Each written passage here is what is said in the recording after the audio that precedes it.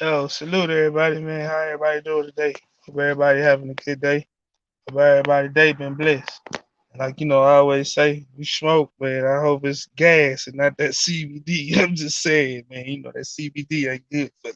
That's all I'm gonna say. Hey, I just want to say salute to everybody that be coming in right now, man. I appreciate everybody that's coming in. Salute, salute, salute, salute, Miss Terry. I see you out there. Hey, I hope your day been great. Hey, today, man, I'm gonna just talk about a few little things, man. I'm gonna talk about Russell Wilson getting traded.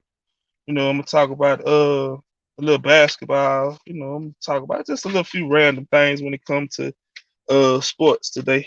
Hey, T, I see you out there. Hope your day been great. Like I say, first I want to start out by giving some breaking news from the NFL. Man, where Carson Winston got traded. For those who don't know who Carson Wentz is the former Philadelphia Eagles quarterback. He was a number 2 overall pick. He was traded the year before last to the Indianapolis Colts. And he played for the Indianapolis Colts for a couple years. Man, the dude injury prone, man. You know what I'm talking about? The youth. I see you out there. What happened, cuz? I see you out there. The youth trash home by Roll Tide. You already know what it is. Don't you start, oh boy. Anyway, man. So Carson Wentz got traded today, man. Carson Wentz got traded, man. Excuse me, to the Washington Redskins. Oh, my bad, not the Redskins. Golly, to the Washington football. Oh, golly, that ain't the football team no more. Bro, my bad, my bad. To the Washington Commanders. That's their name now. They ain't no telling what their name gonna be in 5 years from now. But as of right now, man, they the Washington Commanders. They could have come with something a little better than that, but oh well. I'll leave that on for another day. But anyway, he got traded to the Washington Commanders for a third round pick of this year draft and a third round pick in the 2023 draft. And then they could swap this year but picks with the Indianapolis Colts. So basically, man, they just traded a former second round pick. Second pick overall in the draft for a bag of chips, 2 Coca-Colas, and a Snicker bar. That's basically what they traded them. I see you out there, Auntie. How you doing tonight? For real, man. They basically just gave the man up, man. And man, my question is, was it worth it? You know what I'm saying? For real, was it really worth it? And I say, was it worth it because, man, dude is when he healthy, he can be okay. He can be all right. You know what I'm saying? He ain't the greatest, but is the Commanders that quarterback away from doing what they need to do? Is he an upgrade from what they got? Because what they got is trash, and he kind of, I'm trying to give him the benefit of the doubt, trying not to call the man trash, but it is what it is. Hey, salute to everybody in the chat, man. I appreciate it. Y'all know the lingo, the YouTube lingo, like, share, etc., all that good stuff. You know what I'm talking about. But anyway, but man, I just wanted to cover the breaking news of the day for the NFL was that Carson Wentz, former number 2 overall pick of the Philadelphia Eagles, was traded again today to the Washington Commanders for a third round pick in this year's draft, a third round pick in next year's draft, and they're also swapping the second round picks this year. It's like a 42nd and a 49th, something like that. It's just something real petty, nothing real big and simple. So I'm saying, but excuse me, it's crazy that this man is what I'm saying, getting traded like that over and over and over and over again. And see, my question, man, and I really got to it, and I hate to bring it, but I'm gonna bring it. You know what I'm saying? Being a black man. What happened, Mimi? I see you out there. Salute. Thank you for subscribing. What's happening, big sis? Peace. I see you. Hey, salute. Thank you, Mimi, for subscribing, man. I appreciate that. Real big talk. Hey, but look, I got to bring the card out there because, man, recently, man, there was a dude named Dwayne Haskins. He was played for the Ohio State University. At the time he set records for the season or whatever. Anyway, he was drafted to same team, Washington. At the time, they was the Redskins. So you know what I'm saying? That's how long ago this was. It wasn't that long. They were the Redskins. Then they were the football team. Now they come out. Anyway, the man was drafted to them. Dude had a suck ass season. Can't lie. But bam, he gone. They traded him out, and the bro can't even get another chance in Pittsburgh. They, giving his little, oh, he don't know this and he don't know that and he party, whatever. Anyway, them excuses that they like to give all the time. But still, this man was a first round pick. and he ain't got another shot. And I'm just bringing his name up, for example, because it just make me think like, you know, why all these them people get chances, while you know what I'm saying, we don't get them chances like that. It's just like, hey, I was talking about Brian Flores, you know what I'm saying, on my first little rant, my little live, man. I was talking about Brian Flores and his chance of being a head coach in the NFL again. And, you know, it's like that now. It's like, man, we get to be like Jameis Winston, you know what I'm saying? People like that, man. We get a shot, but then, man, it's always something behind that shot. You know, and then if we get a second shot, man, it's done. So this dude, this is his third shot. You see what I'm saying? But anyway, you know, I just wanted to break that news. I wanted to say too, hey man, I might not like you, man, as a football player, but I respect you. But man, big ups to Aaron Rodgers and his bag. For real. This man just signed a 4-year extension, man, for $200 million. This man getting 50 million average per year. And that's just off of, you know what I'm saying, uh off of salary. You know what I'm saying? Bam, $153 million guaranteed. Like, bam, that man just signed a name, bro. He getting $150 million guaranteed. See what I'm saying? And 50 million. Yeah, Mr. State Farm himself is getting that bag. And then how he just kind of restructured his deal a little bit when they signed him. He he actually saving the team monies so they can go out and keep Devontae Adams, his sidekick. Long as Devontae Adams stay healthy, man, that's a hell of a 5-1-2 punch. I just can't even deny. I got respect greatness. You know, even like I say, even though I don't like the man because of his team, you know what I'm saying? When you don't play for my team, I don't like you. You know what I'm saying? I respect you, but whatever it is, what it is. But Mr. State Farm himself, bro, that man just got $200 million. Everybody was talking about Patty Mahomes' contract, but Mahomes' contract ain't got nothing on that. He's talking about, and then, bro, $50 million a year to play a kid's game. Could you imagine? Like, seriously, could you really imagine? Hey man, the link open, man. You know, if anybody want to hit the link, you know, all that good stuff. Like I say, salute to everybody in the chat, man. I sure do appreciate everybody in the chat, man, for really being, you know what I'm saying, with me. You know, all the good support. Much respect, much respect, much respect. You know. Like I said, breaking news of the day for the NFL that was kind of any type of breaking news was Carson Wentz today was traded to the Washington Commanders for a third round pick this year, a third round pick next year, and they swapping picks with the Indianapolis Colts. Oh, so like I said, basically Carson Wentz just got traded for a bag of chips, 2 Coca-Colas, and a Snicker bar. That's just it is what it is. But hey, ask, salute to you, fam. I see you out there. Hey man, I also wanted to talk about a little bit about the Russell Wilson trade. Oh man, you know, this was, hey, ooh, ooh, ooh, ooh, ooh, ooh, ooh, ooh. Would this be a repeat of Peyton Manning? Question. Good question. Will this be a repeat of Peyton Manning? For those who don't know, Russell Wilson was traded to the Denver Broncos. Denver Broncos is receiving Russell Wilson and a 4th-round pick. Seattle is receiving a lot. And I'm gonna say this again: they are receiving a boatload for the man. So they're getting a good haul for him. But you know, they're getting Drew Lock. Drew Lock was decent in college. You know, he ain't been spectacular in the NFL. So, hey, but they was placing the quarterback, so they adding depth. So I understand that. They also getting Shelby Harris. He's a defensive end. Shelby Harris will be pretty decent for that team. He will bring pressure to the quarterback. And you know, when the quarterback is throwing, he's one of the league leaders last year, if I'm not mistaken, in batted down passes. Then also, man, whoever the quarterback will be the next year for Seattle, they getting tight end Noah Fant.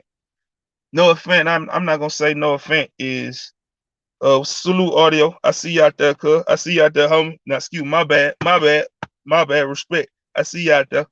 But Noah Fant, he's decent. I'm not gonna say he was an all pro. I'm not gonna say he was a, you know, high caliber tight end, but he has been producing. I'm gonna say that much. He has been producing. Seattle also gets 2 first-round picks. They get one this year. That's the 9th overall in the 2020 this year draft. And they get next 23. Yeah, they get 23 first overall pick. So that might be if Denver have a good year, saying that's a high 20 pick, regardless. You know what I'm saying? So let's just go ahead and say they get the ninth and the 28th pick of next year draft. If everything go right for what the Denver Broncos want to do. They also get 2 second-round picks, and they also get 1 5th-round pick. So they're basically getting a total of 8 players, if you think about it, for 2. If you think about what Denver getting, because like I say, Denver receiving Russell Wilson in a 4th-round pick. Man, Russell Wilson, man, for ball wise, he's not that old. He ain't number 33 years old. He's a proven winner. I'm talking about a proven winner. Can't take nothing away from this little guy, man. See what I'm saying? I see you out there. I see you out there. But you can't take nothing away from this little guy. What happened with the truth? I see you out there, homie. Say he's 33 years old, 9-time Pro Bowler, man. 9 times. So the man, he got to be good if he 9 times to the Pro Bowl. They just don't let anybody to the Pro Bowl, even though a lot of them do be trash, whatever. But anyway, salute to everybody coming in, man. Make sure y'all do all the lingo, the like, share, all that, good, subscribe with all that. You know how the YouTube talk is. But anyway, man, as of right now, man, this man currently has 8 seasons of 10+ wins. So the dude is a proven winner, man. Proven winner. He's 104, 53, and 1 in his total career. And then you already know he got a ring. So you already know he a proven winner, man. And then he should have had 2 of them if they'd gave Beast the ball instead of, I'm not even gonna go there. I'm not even gonna go there. I'm not even gonna go there. What happened with the KO? I see you out there, brother. I see you out there, Kaki. But anyway, man. So like I say, man, he's a proven winner, man. And Denver, all they've been saying for the last since Peyton Manning left, man, since Peyton Manning left, if y'all don't know, man, they've had 11 starting quarterbacks since dude left, man. Like seriously. They had 11 starting quarterbacks. Previously last year they had Teddy Bridgewater started some few games. Drew Lock started a few games. Hell, you looked up, man. You might have seen me out there starting a few games because they had anybody and everybody out there starting a few games, bro. Ever since Peyton Manning left, they've been looking their hardest for a quarterback to get them over the hump because they got a good team, man. Like seriously, man, they got good young weapons, man. Cortland Sutton, man, dude is a beast. Then you already know Jared Judy, Roll Tide. Gotta give you out that Roll Tide, Jared Judy. He out there, him a monster. Then the young kid Patrick from Penn State, from Penn State. Him. All they need is a quarterback. That's it. So it's not like he ain't going to no situation where he ain't got no weapons. So I'm saying, bro, got some weapons. Then they had a nice little young rookie running back last year that can tote that rock. So he's going to a good situation. Then, like I say, man, that dang on defense, yeah, that defense, you already got a shut down good corner, Roll Tide, and Patrick Surtain Jr. over on one side. So come on, man. In 2 years, man, you ain't gonna be able to throw it to. You see how we do. You see how the Alabama cornerbacks get in recently. We done had some sorry scrubs. Don't get me wrong. You know what I'm saying? Everybody, I see you out there. I see you out there. What happened with you, Dio? I see everybody in the chat, man. Y'all know the lingo. Hit like, share. Y'all know all that. But anyway, like I say, man, they got a good safety back there, man. And then they got a lot of cap money. So they can go out and get some whatever they need on that defense, they can go get it. See what I'm saying? They can go get it. Now, if I was Denver, I would spend my monies that I have on this free agency on the offensive line. I don't care what I gotta do, man. Get that man some blocking, man. Get that man some blocking because instead of letting him run around and be like a little jackrabbit, man, that man try to sit there in the pocket and let him do something. But you never know. His game might be better suited outside the pocket. But regardless, they got lots of money to address their needs in free agency this year. And they're gonna have some decent free agencies coming out this year. And man, y'all know that sound is that gas. I gotta know what it is for those that get that down. Somebody leave that CBD alone. Leave it alone. That CBD ain't good for you. I'm just saying. Hey, but seriously though, excuse me. Seattle, man. I understand. Time is time. Time is due. It's time to rebuild. And with y'all not having a first round pick this year because y'all had to give it up for the Jamal Adams trade, it was a perfect timing to get right back into the top 10. So with y'all getting a top 10 pick for us, that's actually not that bad. See what I'm saying? for a 33-year-old quarterback. No matter, how his stats is, no matter what, dude still is a 33-year-old. So I'm saying, so you can get a ninth overall pick, and then you can actually draft your quarterback of the future with that ninth pick. So I'm saying, or you can flip it. You can grab the ninth pick, do some other kind of little trade or whatever, and push up or move back, like I say, to grab future assets to help your rebuild and to grab your quarterback of the future. You don't have to sit on that nine, but sitting on that nine pick, man, it sure look pretty to help your rebuild. Because you just also, not only did they lose Russell Wilson from the Seahawks fans, I know y'all having a real tough time right now. I know, because you just lost Russ, and now you're also losing Bobby Wagner. So you losing basically the heart of your offense and your heart of your defense. So it ain't no more leads in the boom. Leads in the boom is over with. You might well don't even call it, go back to the 12 man. Like I said, the leads in the boom is done for. That is over with. Now, I'm finna laugh at somebody. Sierra. Yeah, I thought you was going to like Miami or god dang on Houston or god dang on New Orleans or some pretty big city, you know what I'm saying, to keep your career just all woo woo woo woo. Nah, baby, they sent you from Seattle to Denver. Now I know Denver all pretty and they got that good gas and good mountains with that good smoke and all that, all the pretty scenery, with the mountains, with the snow and all that. I understand. Probably a beautiful place to raise y'all family. I understand, but you, baby, I know you like, bro, y'all to send me from Seattle to damn Houston. Can I get some love in this situation? I'm just saying, but hey, you got to blame your husband because your husband had a no trade clause, so him approved the other deal. But I understand what he needed to because I say he's going to a perfect situation. It's not like he's not going to weapons. And I say he got Cortland Sutton. And if you don't know who he is, Google him, as they say, search, as they say, do whatever you got to do. Look up Jared Judy, man, you know him. And if you college football fans, then you've heard of Jared Judy because Roll Tide was gonna bust you in your head. So we put it in your face. So yeah, what I'm saying, Auntie, what y'all broke up for? I'm just saying. Nah, and Russ ain't the highest quarterback in the league no more. My man, Aaron Rodgers, Mr. $50 million man, is now the actual richest quarterback in the league. Actually, before that, Patrick Mahomes has signed a huge contract. He was going to be the richest quarterback, but now since Aaron Rodgers has got himself into the $200 million man deal, Mr. State Farm, Mr. State Farm, you know what I'm saying? But yeah. So like I said, man, Russ again was traded. And man, it's a big move for the Denver. Denver really needed that. Like I say, man, they've been searching for a quarterback, man, since Peyton Manning left. And you know how sometimes you get a great quarterback and you never bounce back from that quarterback like that. And this is one of them situations like that, you know what I'm saying, where they've been on the cusp of the great teams. Like I said, you wasted a lot of Von Miller career. See what I'm saying? You wasted time. You wasted a lot of players' careers searching for a quarterback. So, hey man, and Russ is starting to dwindle away up there in Seattle. So it might be a match made in heaven.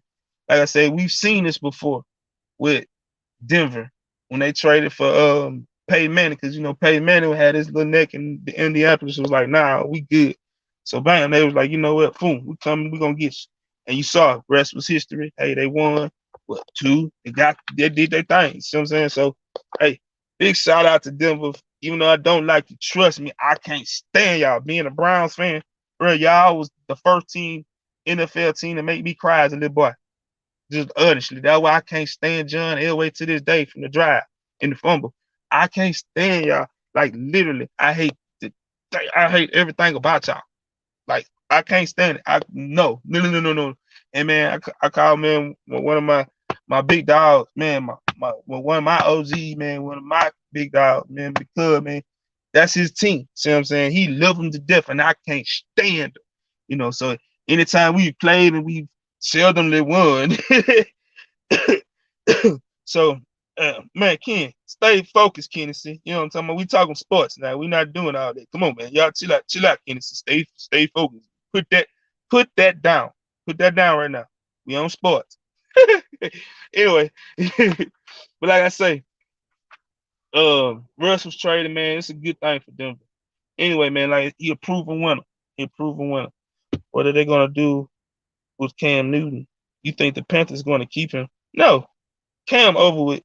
It's done deal for Cam, man. I'm sorry, Cam done had his shine. He done had his time. He done everything he done done. He done got his bag. I'm talking about Cam done got that good bag, that real good bag. To to him can support his family, his families, all the generations. If you know what I'm saying, he do everything that they supposed to.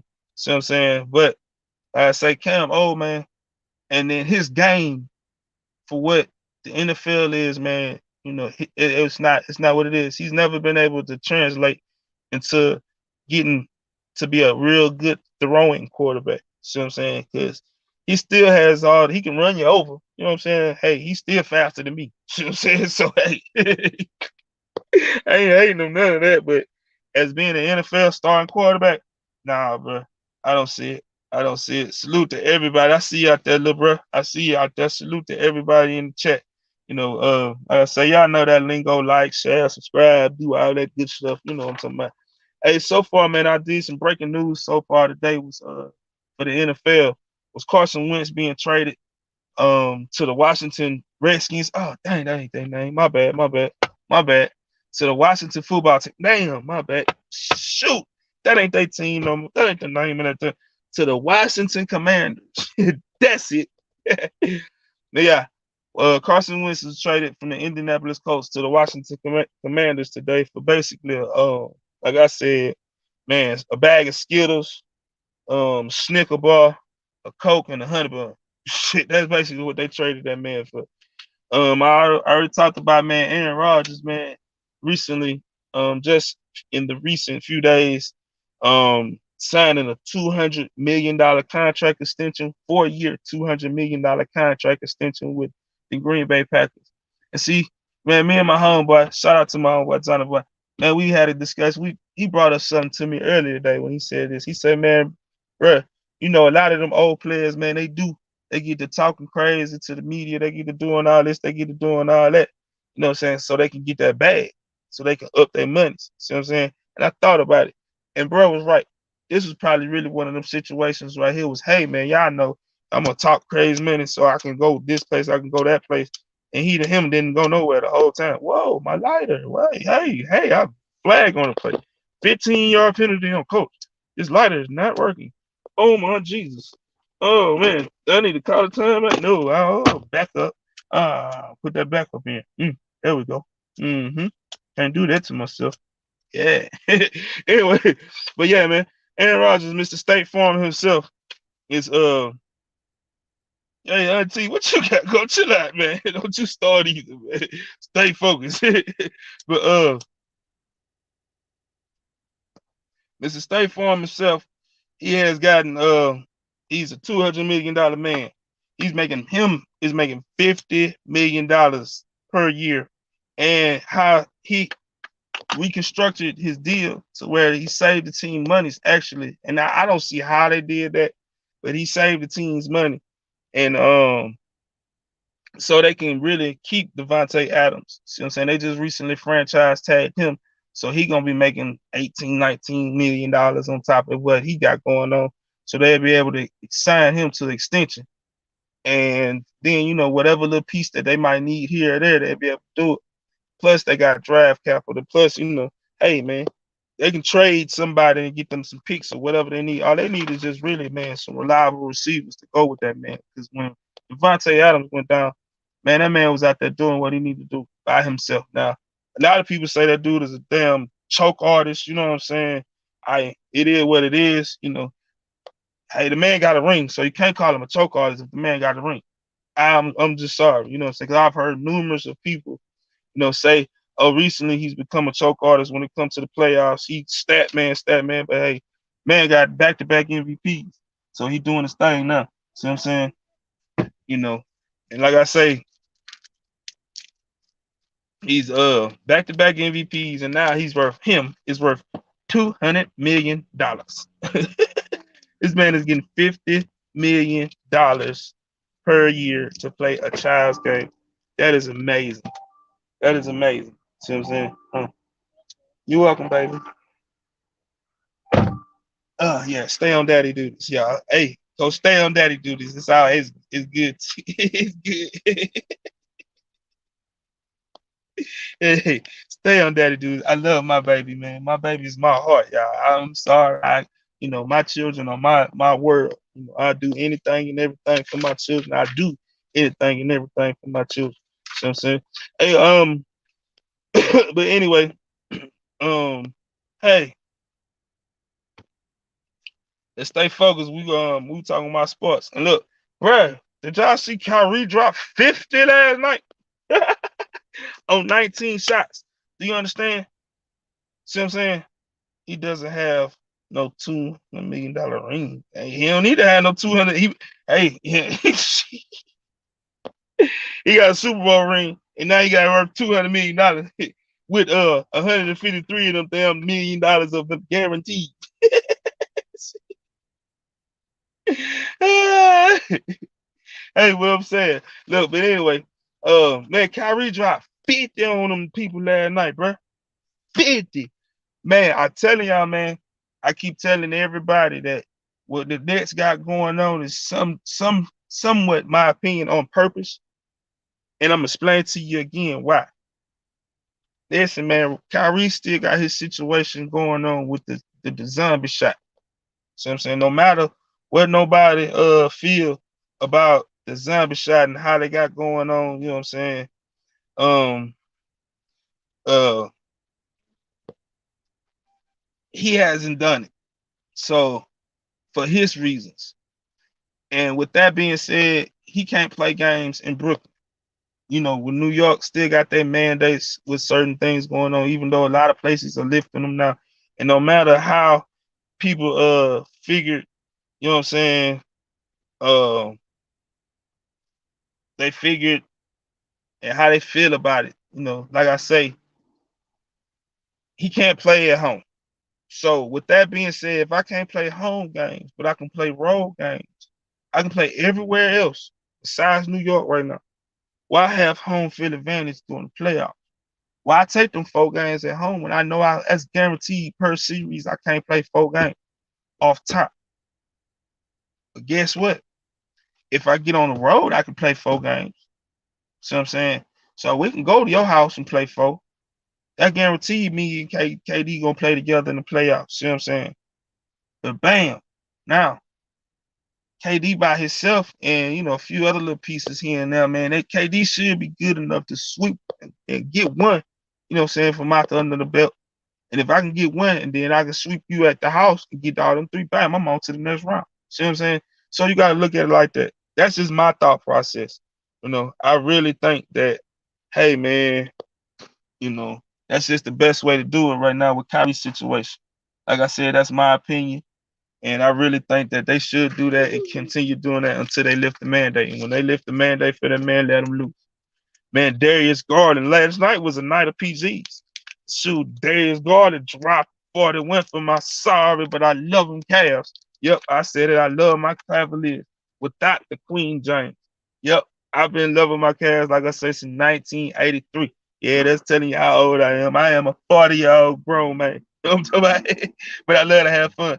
Anyway, like, share, subscribe. Salute to everybody in the chat, man. I'm just, chopping up with sports, man. The link pinned up at the top, man. If anybody want to come up, and chop it up with sports, you know what I mean? It don't matter. But like I said, man, my Cavs, man, we slumped a little bit coming out the All-Star break, man. We had lost 3 in a row, man, and I started to get peed off a little bit. I was pissed. I'm like, man, piss on that, baby. We got to get this shit right. Piss on that, baby. No, no, no, no, no, no, no, no, no, no, no. You know what I'm saying? We got to get that. We got to get that right. See what I'm saying? But hey, we didn't win the last 2, and the 2 that we have won are needed wins because those teams are chasing us into the playoffs. And yes, like I say, the Cavs without the Cavs without the Queen is not a lottery team this year. I say that again. Because, everybody say, oh, without LeBron, y'all will never win nothing. Y'all will never go back to the playoffs. Y'all will be nothing but, I'm talking about nothing but bottom feeders. But hey, look at that. Them young boys hooping now.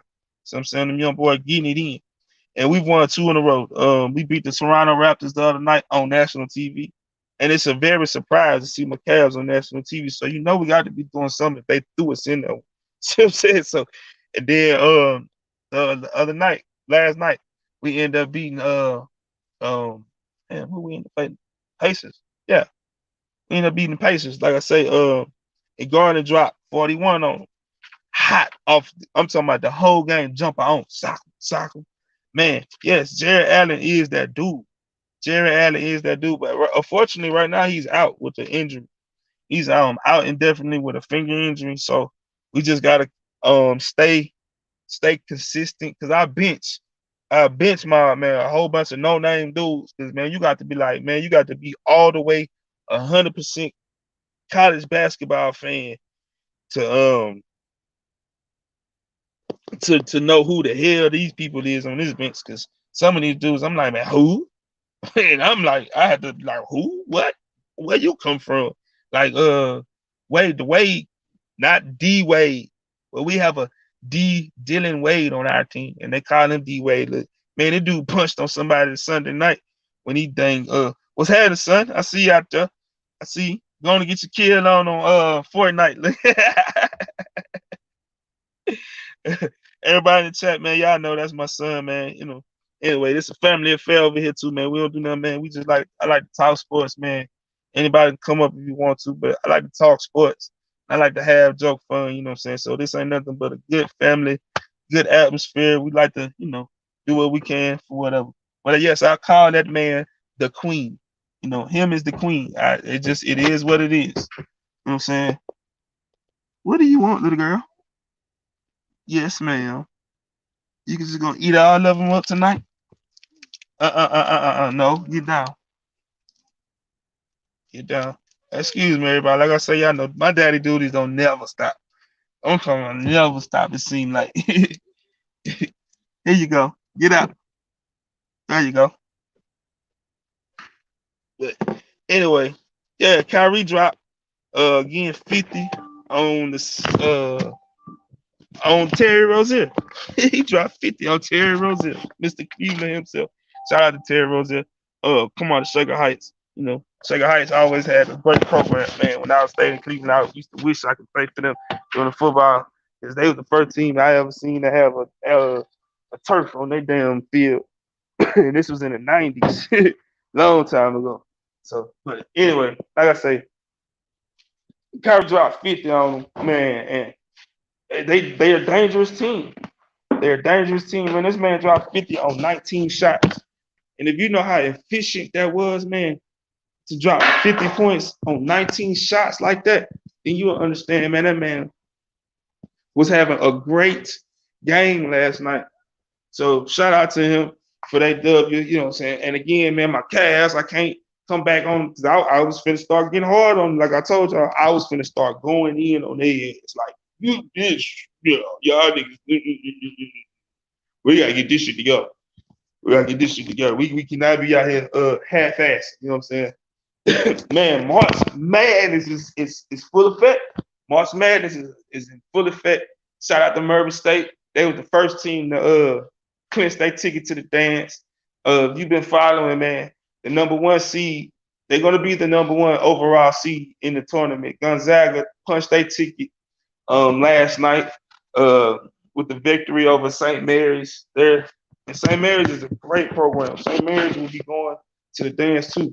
So it wasn't like they just beat no slouch or nothing last night. St. Mary's actually beat them like what, 2 Saturday ago, something like that. But they recently just beat them. So they doing their thing. Excuse me.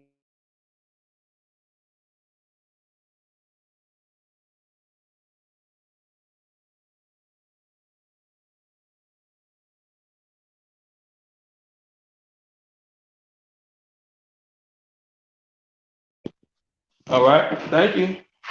And excuse me, I'm sorry. Hey, like I say, daddy dang on duties, man. Daddy duties, they never stop. But anyway, man, like I said, man, hey man, what y'all think about the trade, man? Okay. What do y'all think about the trade, man, so far, man? Talk about Russell Wilson, man. Put it in the chat. What did you think? Do you think who won? Who benefited the most? You think Denver? Or do you think Seattle? Like I said, Seattle, man, they basically gonna get 8 people out the deal.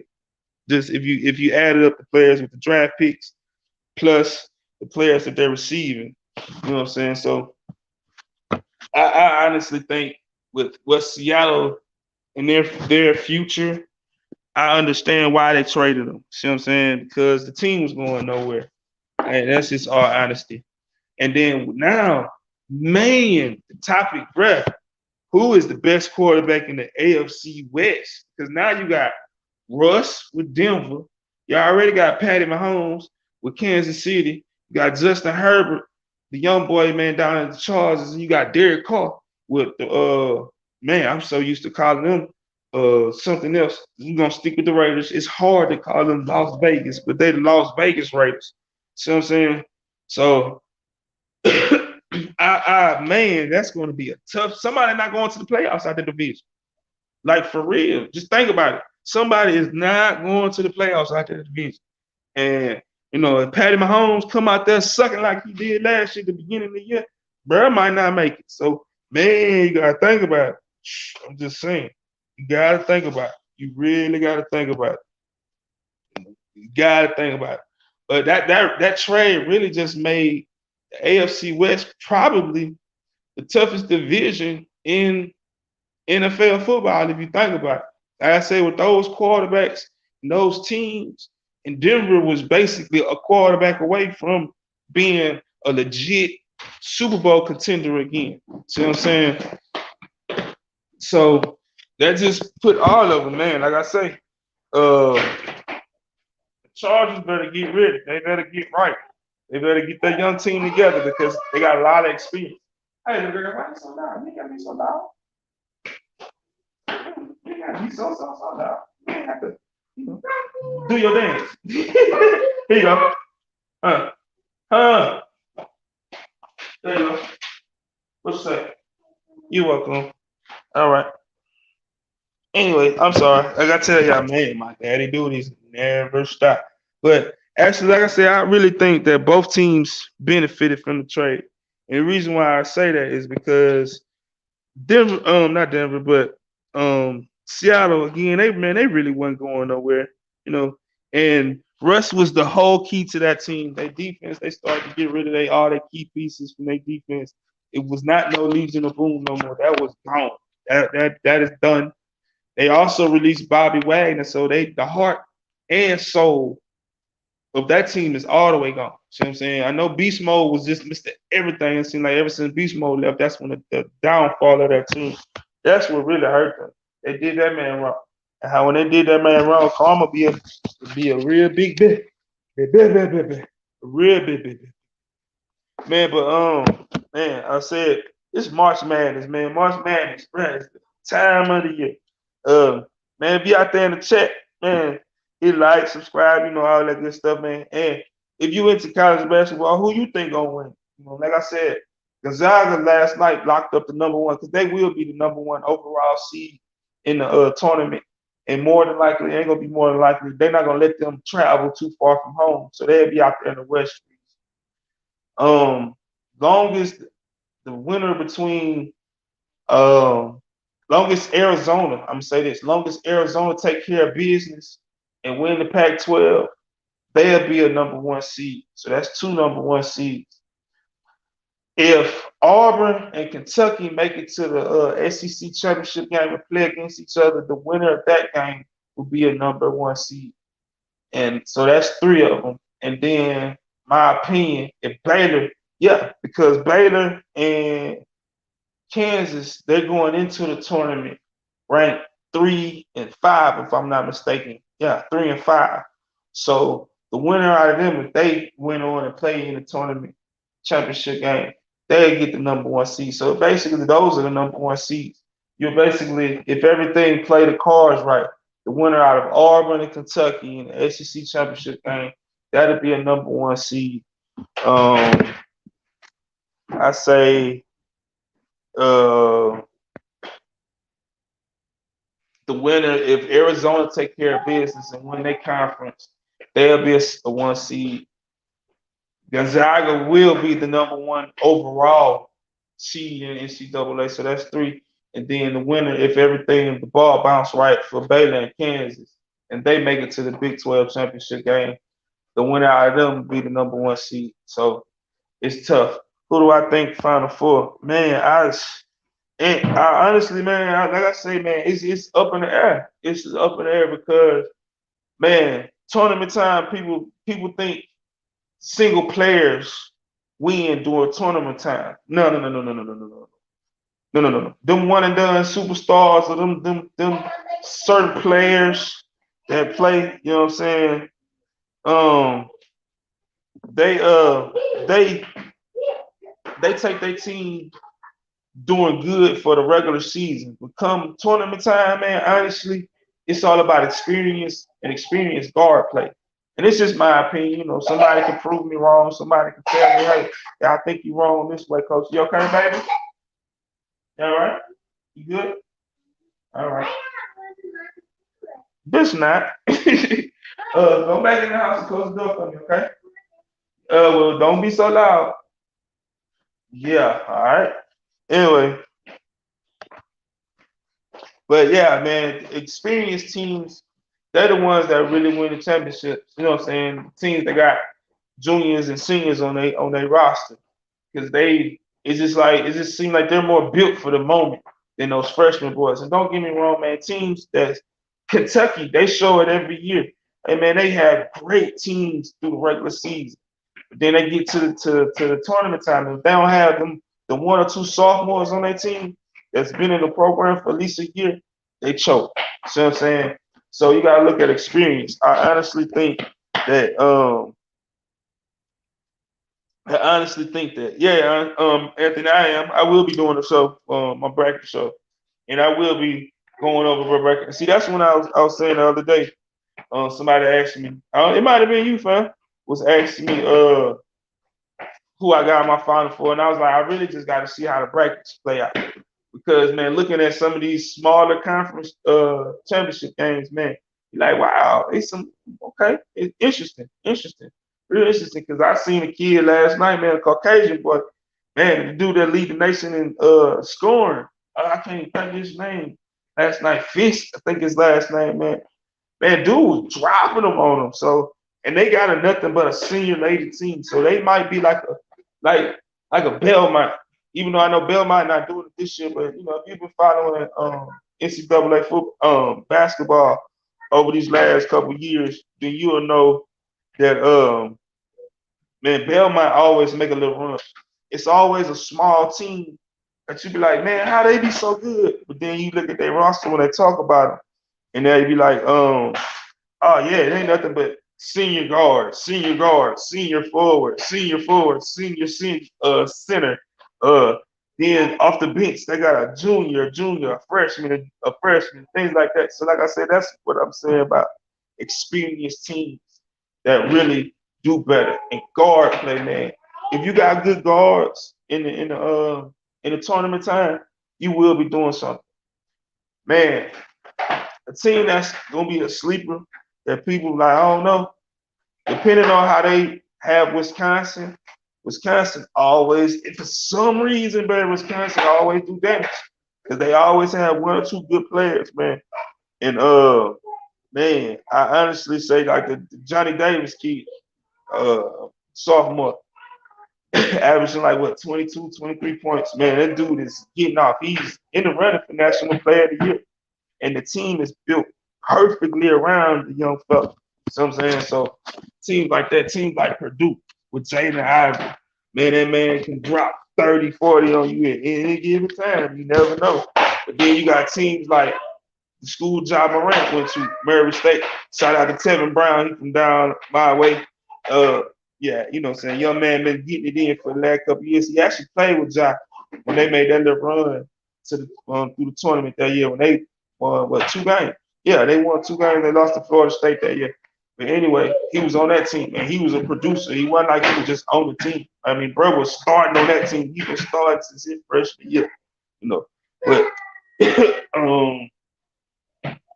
Murray State, I think, for some reason, man, they got the right now. Actually, they have the longest winning streak in the nation at like 20 games. So, and then like I said, they experienced lated teams. Man, it's cool. Who I think coming out the SEC. Like I said, I honestly think Auburn got a good team, man. That hurt.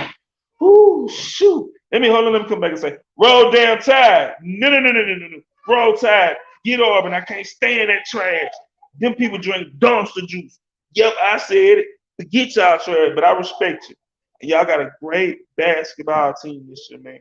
Bruce Pearl, man. That man, one thing that man know how to do, him know how to recruit. But the only thing is, him always choke too, though. So you can't really put too much cooking into his, you know what I'm saying, to what he got going on. Because for some reason, man, he always, I'm talking about always choke up. But Auburn got a good team, man. Kentucky, man, with the dude, that big monster that they got down there, Oscar Tweedway. Bruh, Oscar Tweedway is a monster for this college basketball. That man has been a walking double-double all year long, and especially, I see it. Yeah, that's what it say. No, it don't say that. But anyway, excuse me, y'all. Like I say, hey man, I'm always on daddy duty. Hey man, that's why I love my baby. But man, they Duke, man, I don't know, man. Duke, Duke always be suspect, man. They might have motivation because um their loss. You know what I'm saying? They lost in an embarrassing loss in Coach K's final game. See what I'm saying? So, you know, they might have some motivation. And Pablo Bachero, man, that young boy is a monster. I got to give it to him and Williams. They are a dynamic duo in the post.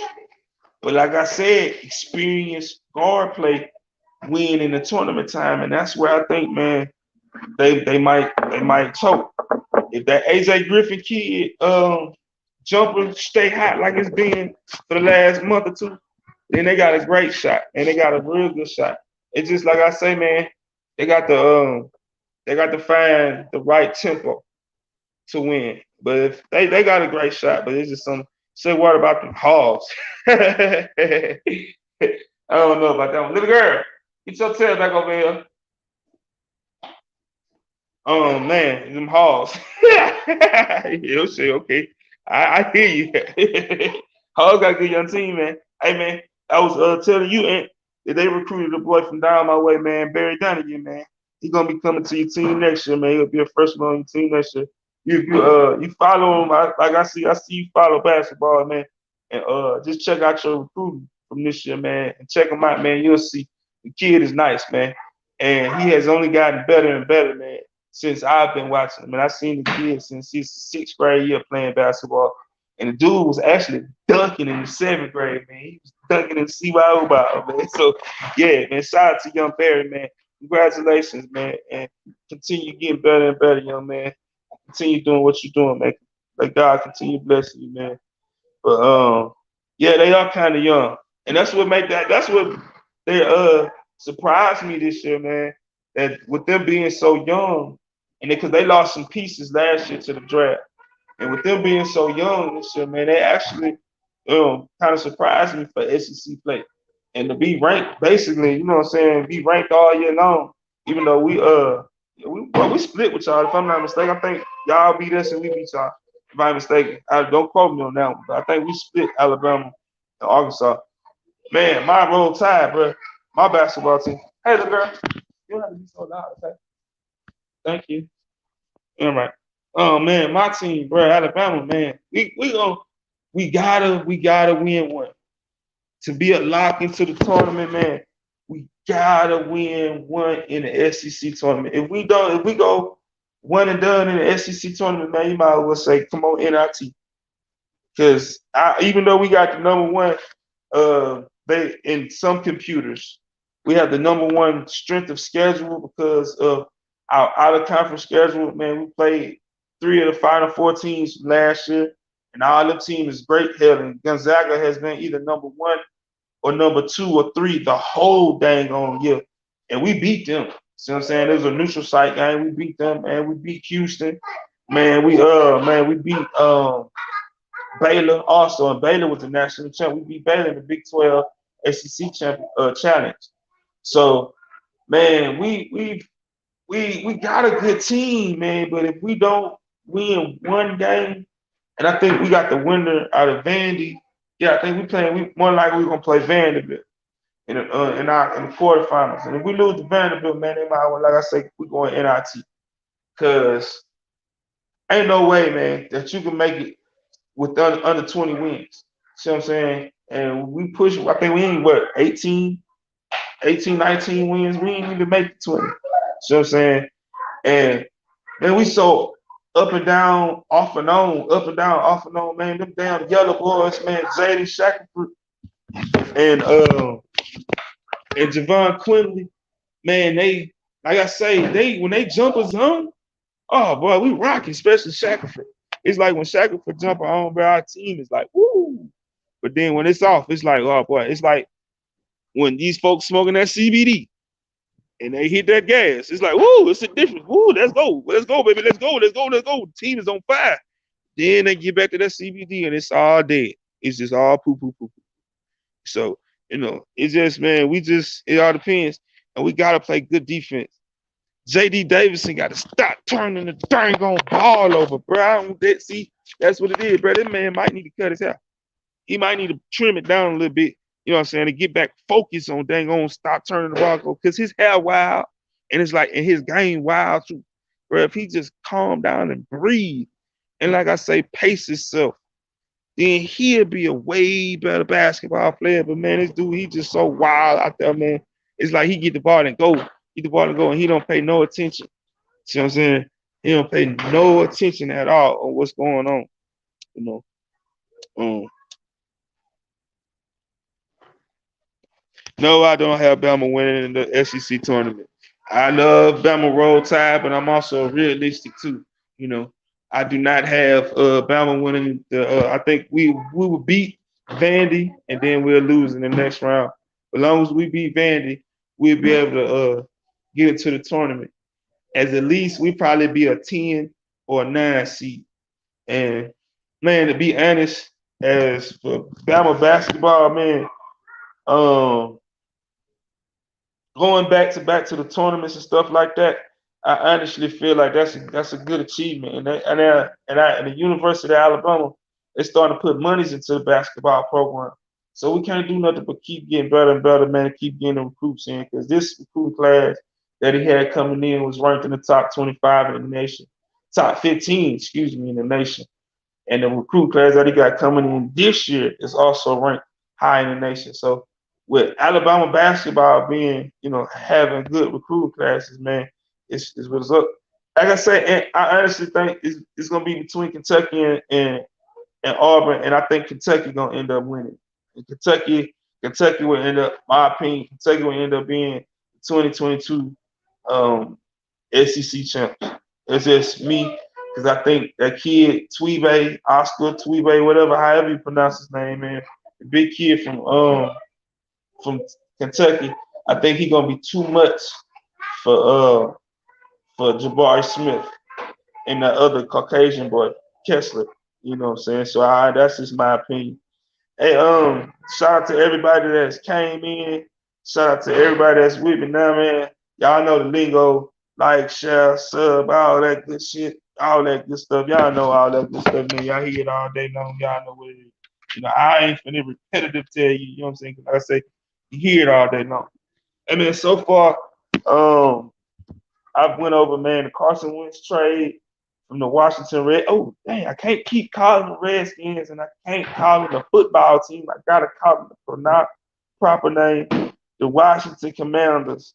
Washington Commanders has acquired Carson Wentz from the Indianapolis Colts for two 50-cent bag of Doritos, one of them small dollar can Cokes, a Twix, and a pack of cigarettos. That's what they got them for, basically. So nothing. So will that help Washington football team? I mean, Commanders? Hey, I don't know. You know what I'm saying? I really don't. I don't understand the trade, to be honest. They should have drafted a quarterback and built him up like that instead of wasting your money. Because now you're finna pay Carson Wentz $20 million to be mediocre, just like the same thing. You see what I'm saying? Oh, backwood. Hey man, you keeping backwood on, but I'm a Swisser man. Green Swisher or goddamn on Diamondback. You know what I'm talking about? Green or Diamondback. You feel me, fam, man? You keep them backwood. I can't stand them backwood. Shout out to you, little bro. I see you out there, man. You know, I know you like the backwood too, little bro. Y'all keep them backwood. I'm a Swiss man. Hey, it is what it is. Hey, I also went over the Russell Wilson trade. I honestly think it benefited both teams. And the reason why I say it benefited it benefited both teams because Seattle, it's about time for a rebuild. You got a coach, Pete Carroll, man. That man 97 years old out there trying to coach there. He needs to go on to the house. That's one thing that you got hurting the team for real, for real. You got that old man. And once them dudes get that old, sometimes they don't change. And with them not changing their ways and not adding no young coaches with that can relate to today's game and today's players, see what I'm saying? You gotta have, even if you old, you still gotta have somebody around you. Say, hey, what's that, girl? What you got? Put that down. I don't. Let me see what you got. Okay. But you gotta. I know, ain't we got all good. Wait a minute, no. I still, no. I still. You see what Brady say? I don't like them backwood. You add them backwood. No. Keep them things. But anyway, it was it was actually it's beneficial to both teams, man. If you look at it, Seattle need to rebuild, but they also need to start with a new head coach. Pete Carroll need to go ahead and retire, man. He's done everything that he can for football in college football with USC. He did it in the NFL. You know what I'm saying? He's been a winner and a loser. Little girl, please, okay, please, like seriously, stop. All right. Um, he been a winner everywhere he went. So, and he also been a loser everywhere he went too. So, and it's time for him. Pete Carroll, like in his 70s, if I'm not mistaken, also don't quote me on that. So he like in his 70s. So he need to go ahead. Excuse me 1 second.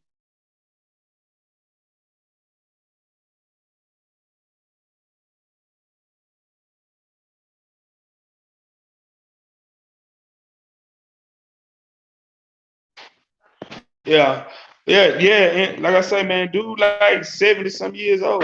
He old man, and like I say, he has not tried to. To me, and this is my opinion, because I be looking at because they always on TV. See what I'm saying? Because they got Russell Wilson. Russell Wilson's always been a hot commodity, since he been in the league. And he what shout I see Keith, I see you out there. He has not, to me, like I said, changed his coaching. He's been the same coach since the New England Patriots because he's just been the same way, man. And I understand, man, once you get into your way, because, yeah, for y'all don't know that he was a coach at the New England Patriots way before Bill Belichick was there. You know what I'm saying? He sucked with them, That's how he had a job where I think, if I'm not mistaken, don't quote me. Please don't quote me, but if I'm wrong, tell me I'm wrong. I think he coached the Jets for a second too.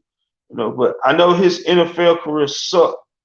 So that's why he had to go to college. And when he went to college, everybody know the history of them USC Trojans, man. They did some miraculous things, even though I still think that they should give USC all their accolades back from Reggie Bush. But hey, that's just my opinion. It is what it is. But man, that man, years he had Reggie Bush and Matt Leinart in there, man, they just was awesome. And then, he started to see the downfall and he went to the NFL. He went to the perfect situation up there in Seattle and he won a ring and he done what he did, man. He's had Russell Wilson for a very long time. And when you can win with a quarterback that has got 104 wins, 53 losses, and one tie during his career, then they let you know, hey man, that man got something going on. So I'm saying he's been a good coach in some type of way. I say that much. You know, Russell Wilson at Denver now, it makes them arguably arguably. See what I'm saying? I'm gonna say that much. It makes him arguably one of the top, Super Bowl contenders. You know, he got our coach in that Super Bowl. Dude working at Popeyes beat him. Hey, that's what I'm saying, bro. Like for real, man. You got beast mode at the goal line. You don't get that dude about. You know this man take 15 dudes. You ain't even got 15 players on the damn team on the field. But it's gonna take 15 of them to take this man down, right there at the goal line. And he ain't even get to him. So yeah, him was tripped on that. He tried to overcoach and got he tried to outcoach thinking too much and got and well he tried to overcoach, excuse me.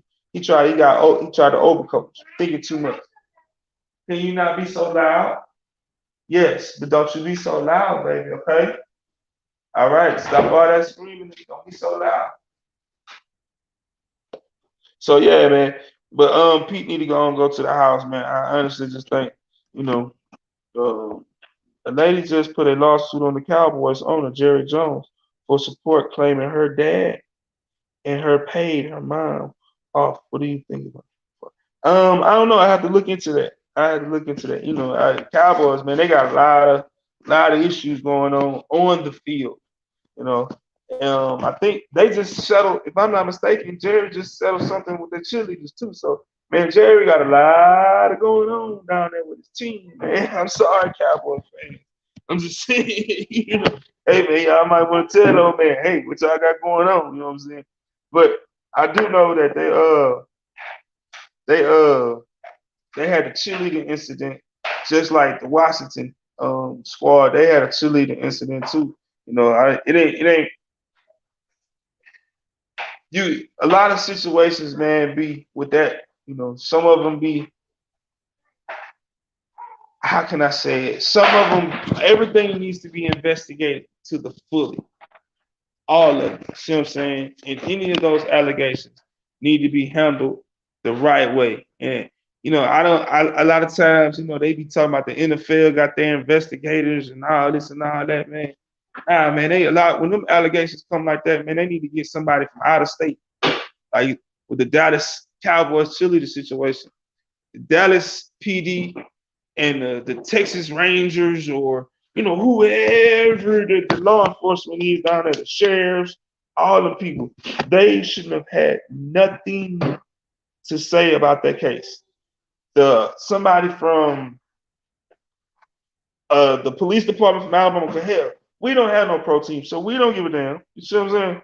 We really don't give two shits about, what I'm saying, if they win or not. We care about us beating college folks, LSU, Auburn, Arkansas, Mississippi State, what I'm saying, Texas A&M. We care more about that than what the Dallas Cowboys going on. So I'm saying, so it should have been investigators from that, if that makes any sense, because they would have been totally unbiased. And see, in some situations, the NFL investigators be biased because, hey man, they work for the NFL. And I'm just being honest. See what I'm saying? And so they're gonna always look out for their employee. Just point blank period. And then, when it comes to that city, hey man, I don't give a shit if it's Jacksonville.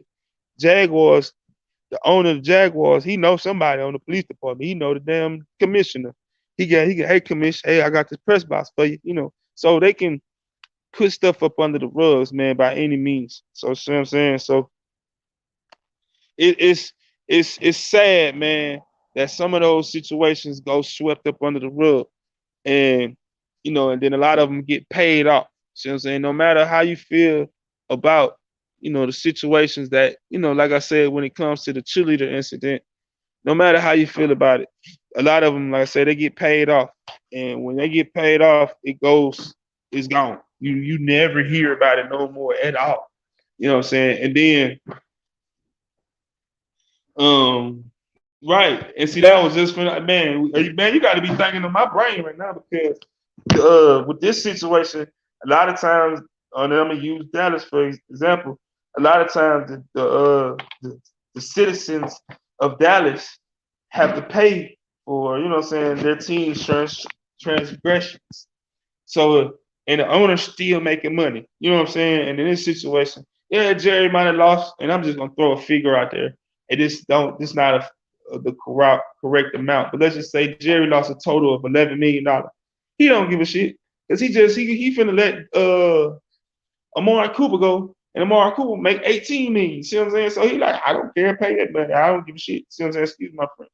But situation like that, and that's what the prime example of, man, no matter how you feel about it, man, it gets swept up under the rug, and a lot of stuff don't come to the light that needs to come to the light. Because man, a lot of them people, a lot of them women get you okay? A lot of them women do get treated in a certain particular type of way that's unfortunate. See what I'm saying? And we might think one way, and some people think another way when it comes to the situation. But anyway, yeah, Cowboys got a lot of issues on and off the field, and a lot of it is not really being told to the media because hey, that's America's team. It's a lot of people in America that like, go Browns. I'm just saying, hey, our last meeting head to head, my Browns beat y'all. Yep. So I'm up on y'all, and I don't give a shit what y'all say. Yeah, true. Yep. Well, last time we played y'all, you can look it up. You can, as they say, you can Google it. You know what I'm saying? So last time the Browns and the Cowgirls played, my Browns beat y'all. Go Browns. But anyway,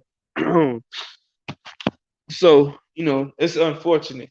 Man, I also talked tonight about Kyrie dropping 50 points on 19 shots. And when I talk about efficient, bro, you dropping 50 on 19 shots, fam. You got to be on that night, bro. I don't know what Kyrie was on that good gas. He didn't smoke that the world is flat CBD gas smoke. You know what I'm saying? He was on that. I'm blown on that good gas tonight, and I'm finna drop 50 on y'all. Bam. So him drop 50 on them. Hey man, like I say, man, if anybody want to come up, y'all also can, be my guest. It's all good. The link pinned up at the top. Y'all know the lingo, the YouTube lingo, like, share, subscribe, etc. Do all that good stuff. Y'all know what that talk is. But anyway, hey man, salute to everybody that's in the chat, man. I appreciate y'all coming through. Man, I'm just, having a little fun talking about whatever about sports, football, basketball. Can't talk about no baseball right now because baseball's on strike. So I can't give you no news from my baseball fans out there. And I love baseball. The MLB is pissing me off right now because they got that crap going on. You know what I'm saying? So they need to get their act together. Point blank period. You know, um, I went over some of the details. Well, I really basically went over all the details with the Russell Wilson trade, with Denver receiving Russell Wilson in the fourth round pick, and Seattle receiving quarterback Drew Lock. They're receiving defensive end Shelby Harris. They're also going to be receiving tight end Noah Font. They're also going to be receiving this year's the number 9 overall pick in the first round. They're receiving this year's second round pick from Denver. They also will be getting future picks also. So salute to you, Gigi. I see you out there. So it was a good haul for Seattle. Hey man, if Drew Lock end up being good, hey, I end up swapping out a quarterback. If he end up being trash, hey, it is what it is. I was gonna have to end up having a quarterback anyway because Russ was getting, I was doing everything I could for the man. See what I'm saying? So, you know, man, Denver, I think, like I said, this is a blessing for them. Just being honest on the football side, because man, ever since Peyton Manning left, man, they done had 11 starting quarterbacks. Like for real, that's a lot of quarterbacks ever since one man started. That's some crap man that we got going on in Cleveland. See what I'm saying? Cleveland, bro, we stay getting a new quarterback. Seem like every 2 years. It's like, boom, he was gonna know what he was gonna know. Speaking about that, woo, woo, woo. Hey, little girl, don't do that. Okay, cool. Don't do that. Okay. Don't do that. All right now. Man, speaking about quarterback, Baker Mayfield trash, man. Browns. Okay, now y'all seeing all these other people starting to flip quarterbacks. Y'all need to do something before Indianapolis do something. Because Indianapolis in the market for a quarterback for real, since they let Carson Wentz trash though. You know what I'm saying? Hey, why don't you go ahead and trade what we got to them? You can trade Baker Mayfield to them. And bruh, go get Deshaun Watson, man. Look, I know people got their feelings about what Deshaun Watson got going on. I know. True enough. Hey, man, but look, he has not been found guilty yet. So as of right now, to me, he should still be playing football until he's found guilty, even though he might have done some despicable, horrible, trash stuff.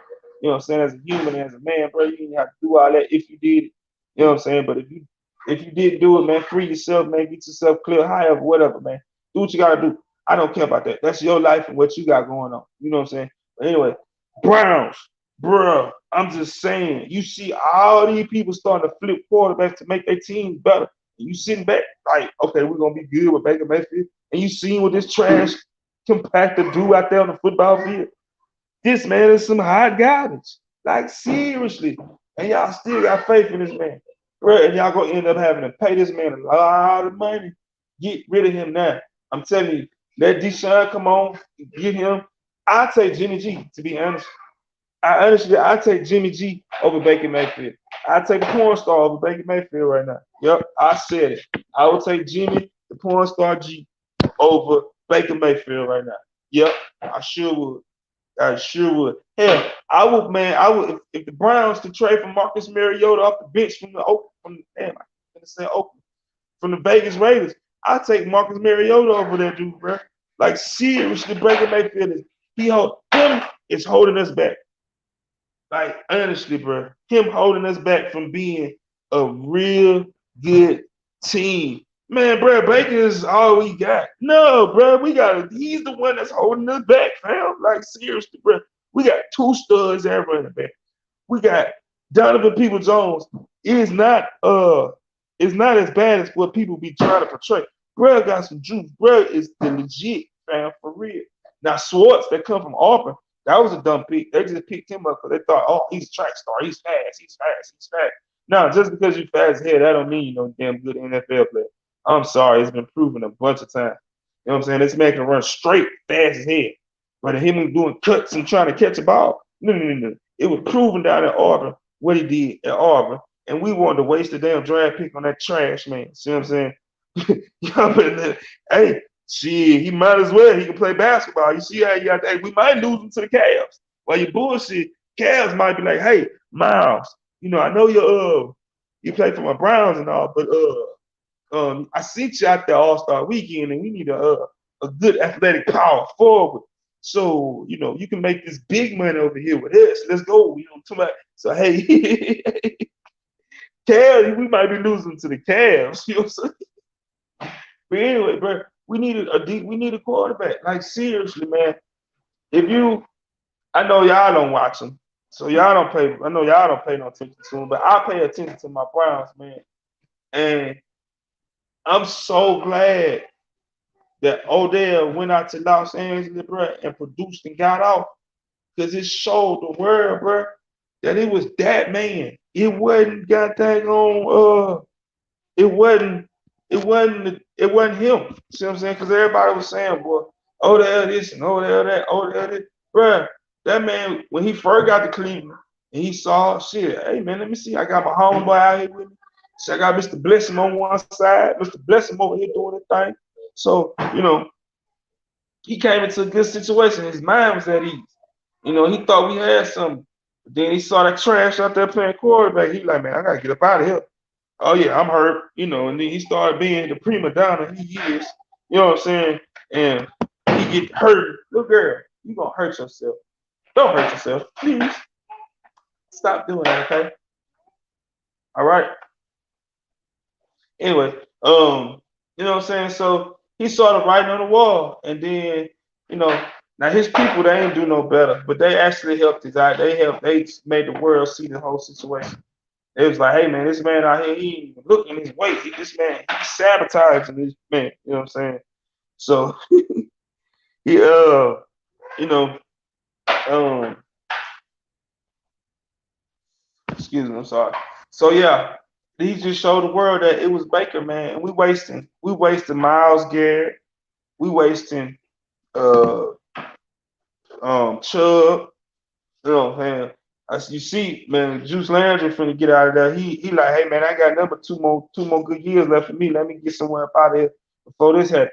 We finna waste Donovan. And then we just franchise tag Joko. I know man, my cousin, you man, you ain't about nothing no more. They trash. Yeah, yeah. Shout out to you, cuz. I see you out there. Anyway, you know what? Hold on, the girl. Stop. Okay. They they they franchised him, and we got some great young pieces in the secondary. See what I'm saying? So we got a good young team. It's not like they old guys. See what I'm saying? These dudes is young and they hungry, man. We just got a trash quarterback. See what I'm saying? So that's the problem with my team, man. who you who you got in the coming draft? Which one, the NFL or the NBA? First pick overall to the Jaguars, man. They saying one of them linemen, either Evan Neal from Alabama, Roll Tide, big guy, 6'7", 300 and some pounds, play right tackle. And they also saying that big kid from NC State, he's a raw athlete, man. They ain't really been playing football that long, but he's a big man. I'm talking about his feet can move. So he's projected to go first. They at first, the whole season they were saying the kid from Oregon, Thibodeau, he was gonna be, but to me, I just honestly think he's just a little overrated. And they just so hyped up on this man, this Caucasian boy from Michigan. I gotta put you down now, okay? Can't hold you. No. The kid from Michigan, man, they hyping him up. A.T. Hutchinson, saying that he's the number one pick. He's just a surefire prospect. But come on, man, I'm sorry. I'm sorry. And I'm just being, if you're a football fan and you know anything about football, especially when it comes to college sports, man, most of them people, man, if they are fifth year senior, and I'm gonna say this again, if they are fifth year senior and they out there dominating, they should be. And the reason why I say that because you're a fifth year senior, meaning you done played either you was 18 and 19. So I'm gonna just say you 19, 20, 21, 22. You're 23 because you've been there 5 years. You've been there 5 years. So you should be at least 22, 23 years old. And guess who you're going up against? And you playing on the defensive line. You playing defensive end. You've been there 5 years in the program. Mentally, physically, you are stronger than an 18-year-old. Okay, that's enough. You are stronger than an 18-year-old that's playing right tackle. So you're going to abuse on that kid. You're going to make that kid look suspect. See what I'm saying? Because you basically like a coach out there. See what I'm saying? You're a grown man going against a kid. So of course you're gonna dominate. That's just like the quarterback from Kentucky. I mean from Pitt, Kenny Pickett, Mr. Small Hands himself. They're like, oh my God, he's a first round pick. He's a first round pick. He's good. He's good. He's good. Now, man, that man ain't all that good like that. This man, he was a dang on fifth year senior. He 23, 24 years old playing against them babies, man. That's basically a grown man playing against babies. If you not performing, then you are trash. See what I'm saying? So some of them dudes that be, like I say, seniors in football and basketball, man, when they get to the league, I honestly think that, it was a reason why they stayed that long. Now, some of them, like I say, needed to stay because they might have had a third round grade, a second day grade, where if you go back, you can get a day one grade. You know what I'm saying? So I understand some of them kids in that situation. But them dudes, man, no, no, no, no, no. Hey man, I don't care nothing about no Alabama and well, this house over here, all state. Maybe you go to my shoe. My peoples went to state. Then my wife graduated from state. So I don't care. I hope they lose in the first round. That's how far I want them people to. I don't care. I want them to lose in the first round. You know what I'm saying? But no, I want either when it comes to tournament time, I root for all Alabama schools. I just being honest. You know what I'm saying? I want all Alabama schools to make it to the dance. Because the more, especially from the state of Alabama, and you know how it is in Arkansas. You know what I'm saying? Because you want Arkansas State to make it to the tournament because it's better for your state when it comes to basketball because it keeps them kids home. They like, man, I ain't gotta go to Kentucky. Especially like, you know what I'm saying, you got a top recruit from Arkansas. And I'm gonna use your state for Arkansas, for example. You know what I'm saying? I ain't gotta leave Arkansas and go to Kentucky to be get looked. See what I'm saying? I can stay here. Or, hey man, Arkansas might not want me, but Arkansas State want me, and I got a choice between Arkansas State and Troy, stay home because hey, I'm gonna go to the dance coming out the Sun Belt with Arkansas State. See what I'm saying? That's just like Alabama right now. I honestly think for the state of Alabama that we are going through the best time of basketball, college basketball that it has had in a very long time in my nigga of my lifetime. See what I'm saying? You know, long time ago you might have a team like during the '80s. You know, Barkley was pretty good for Auburn. He took his squad. You know, they were pretty decent. And then you know Alabama with Flip Saunders as the coach, they had a couple runs here and there. And then when Coach Godfrey was the coach, he had a run with Mo Williams and all them a few times, but it was never consistent. See what I'm saying? It was never consistent. Man, you can keep that Arkansas Pine Bluff on, but like I say, let go Hornets, let go. Hey man, come on, ASU baby, let go. Come on, y'all, let go. I don't, man. I know we be suspect on that basketball, but this is March Madness time. We gotta pull it out. And I don't care. Alabama A&M or Alabama State need to pull it out the sweat. But I know it ain't gonna happen. But anyway, man, UAB, man, with Coach Kennedy, man, he got a great program. They playing real good ball. And with them leaving their conference and going to another conference, that's gonna be more exposure. You know what I'm saying? And like I say, with Alabama being last couple of years, ever since to me, a lot of people give shout out to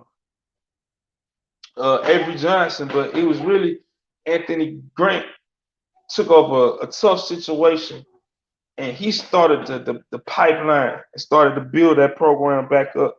And then, like I say, Anthony, then Avery Johnson came in and he kind of put a little star power because they like, oh, it's Anthony. You know, he was an NBA coach, NBA player, all such. You know, the man that talk crazy, you know, whatever. He freaking little guy, but he talked like even more of a little guy. Well, you know, they fired him and they brought in Coach Oates. Coach Oates is a great basketball player, and his system is tailor made for these little dudes. So he keeping these good recruits. But anyway, it's better for our state. And I'm gonna just use Alabama for example, because I mean I'm just I care more about Alabama basketball than overall. You know, I'm just being honest. I'm being a little home out there. Just a little bit. Shout out to everybody, man, that's with me, man. You know, if you're in the chat, man, if you got a favorite basketball team, NBA and college, put it in the chat, man. It don't matter who it is. You know what I'm saying? Just let me know what's your basketball team. Anyway, and if like I said, if you want to come up, the link is posted at the top of the chat. Feel free. Y'all know all the lingo. Like, share, subscribe, code, dude, all that stuff, man. I hope everybody having a good time with me, man. Like I say, I mean, I'm just up here talking a little basketball, a little football, just random right now. Anyway, so the state of Alabama basketball has not been this good with more than one team being a contender in their conference in a long time. So it's good for overall, you know what I'm saying? Then, man, a lot of things, man, I'm proud of the SEC overall. Man, just this year, having that many teams in the top 25 and having that many teams, fighting and putting good production and good product on that damn court, man, and not looking like no trash. Because, man, everybody just say, oh, man, down south, y'all don't do nothing but play football. Y'all don't do nothing but play football. Y'all don't play nothing. But shit, hey, man, we play basketball too. See what I'm saying? We got a lot of people in the league, you feel me, that come from down south. See what I'm saying? It ain't just no up north. And then, it ain't just no out west. You feel me? We play some ball down there too. So shout out to the SEC because they're going to have at least 6 teams making it to the tournament, man. And anytime the SEC put more than 5 teams into the dance, that's a good year overall. See what I'm saying? It really is. And like I say, when you got Kentucky, they always, long as Coach Cal gonna be there, man, they gonna always be a hot. It ain't just about that. That's Kentucky basketball. Kentucky basketball, Duke. That's just like Alabama when it comes to football. Man, that program's gotta always be good. They might take a downfall here or there, but um overall, man, they're gonna always be good. So Kentucky always be good. Man, then with Auburn, just man, they for the whole year they've been ranked in the top 5, basically the whole year. And they got one of arguably the number one overall prospect in the NBA draft with Jabari Smith Jr. So they have a good season. Then, hey man, my man Anthony team, Arkansas, they've been in the top 25 all year. My team, Alabama, they've been in the top 25 all year. LSU, they've been bouncing in and out, in and out, in and out in the top 25 all year long.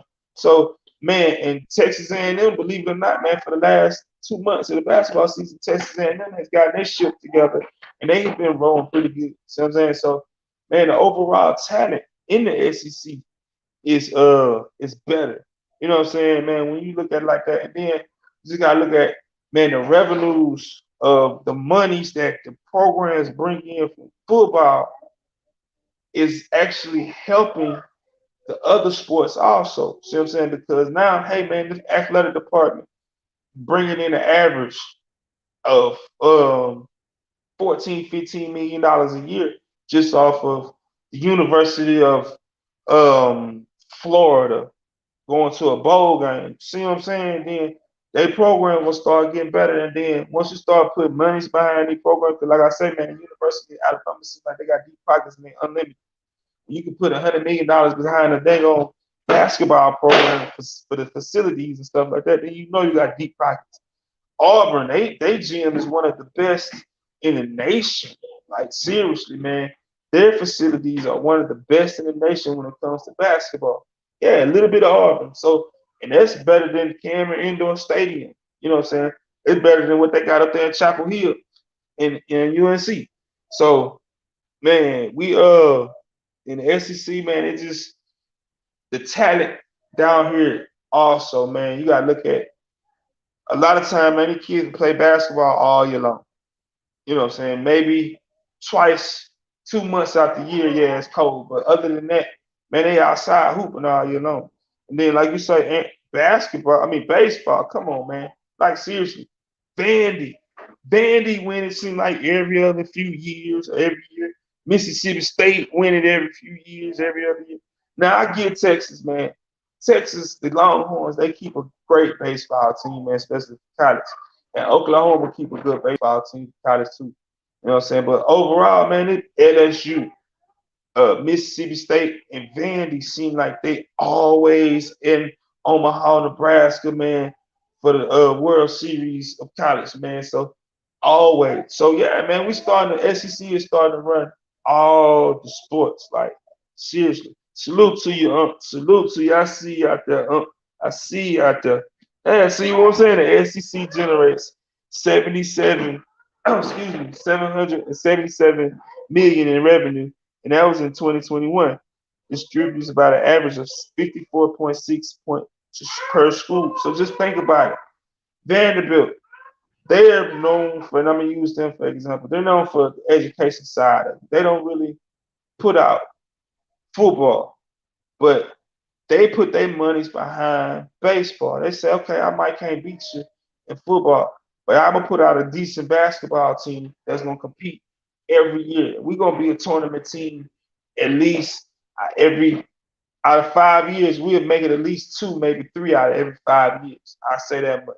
So they got a constant win, and then hey, they got Jerry Stackhouse as they coach now. So like I said, they trying to keep their jump going. They trying to put their monies behind. See what I'm saying? And and but they put their monies really behind baseball because they've had numerous of number one picks, numerous of first round pitchers that come about that program, man, and make it to the big leagues and be superstars in the big leagues. You know what I'm saying? So yeah, man, the SEC is starting to just take over all college sports. And like you say, man, bro, if we had dang on hockey like that, oh yeah, we had that lockdown too. But you know that's for Boston College and the University of Delaware and schools like that. That's we don't care nothing about hockey. Man, we can't even hide a hockey ring. Can you imagine a hockey ring down in Florida? And see, that's what get me like for real. Why the ACC? Because all they got like now for real, all they got is Clemson. Clemson had it down yet, you know, but they probably bounce back next year. But man, that's something that don't get that kind of get me. You got you we they all this is the same recruiting pipeline down here. Stop, little girl. You know, hey, don't you know better? Don't you know better? Guess what? Okay, but if you know better, then stop doing that. Okay.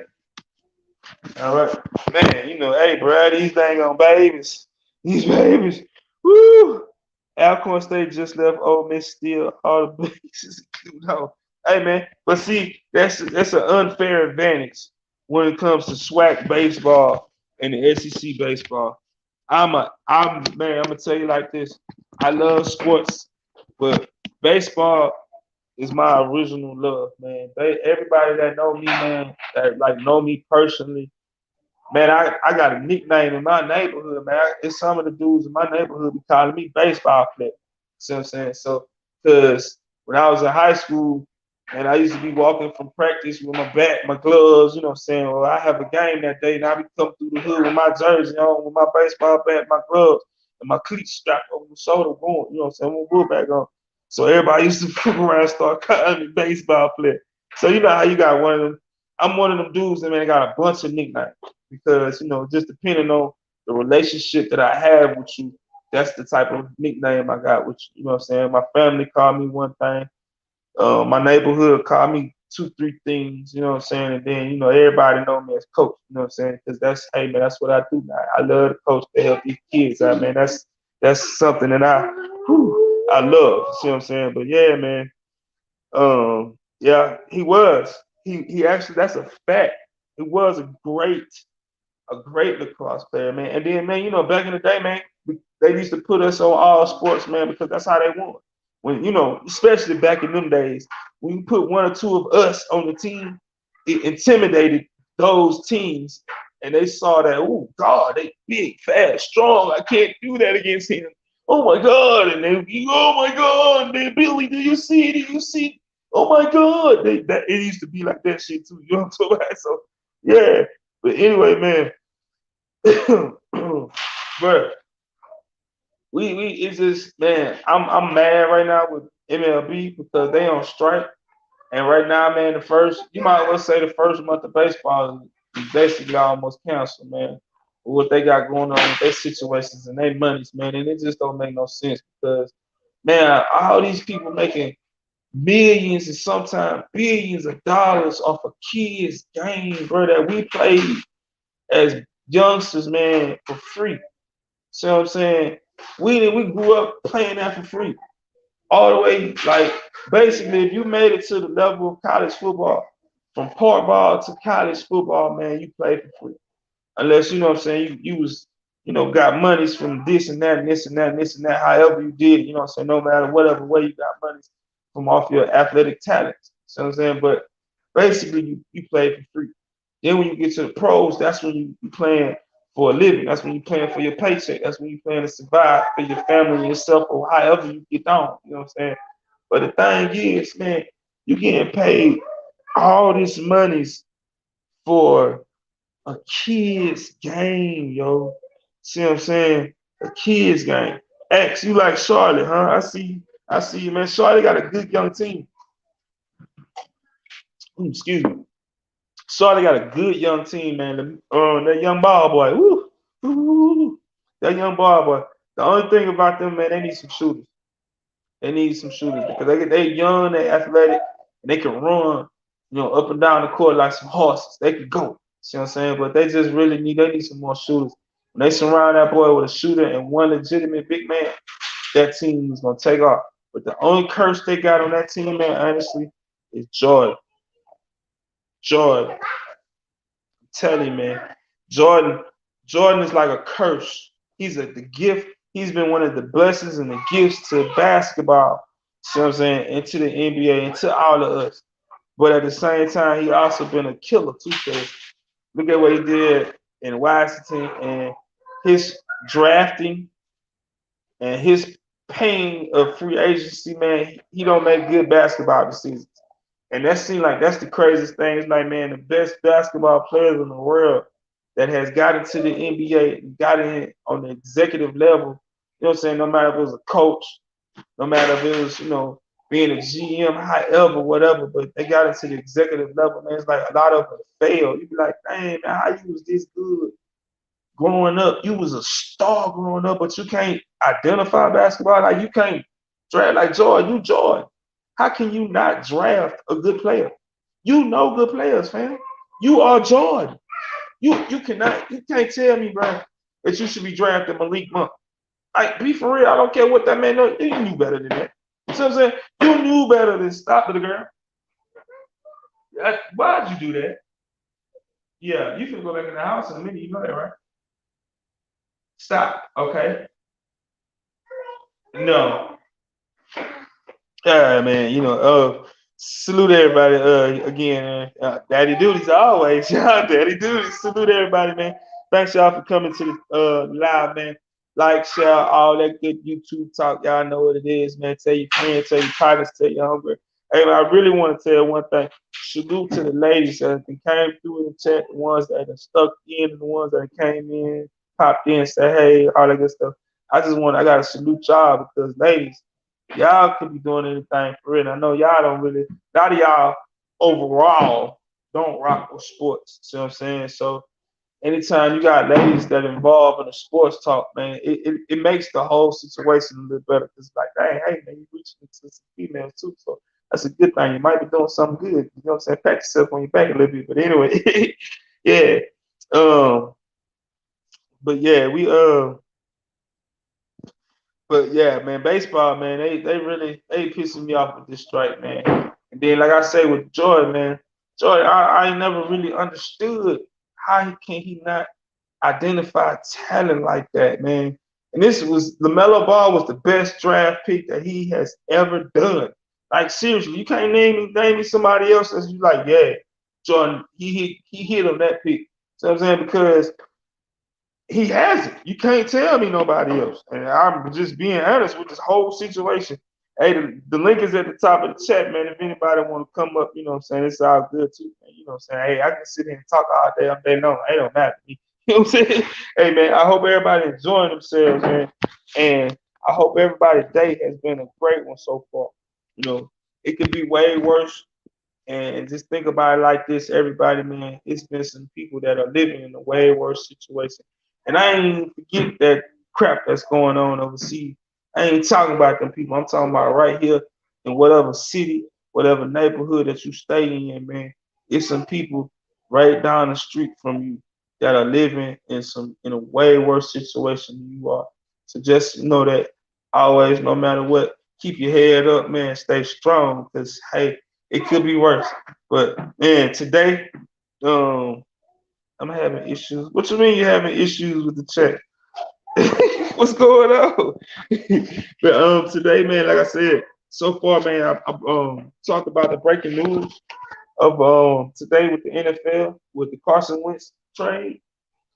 I honestly I don't understand it at all on both sides. Like for real. That's one of them what the damn dumbass trades you doing because Washington, you see what you're getting in Carson Wentz.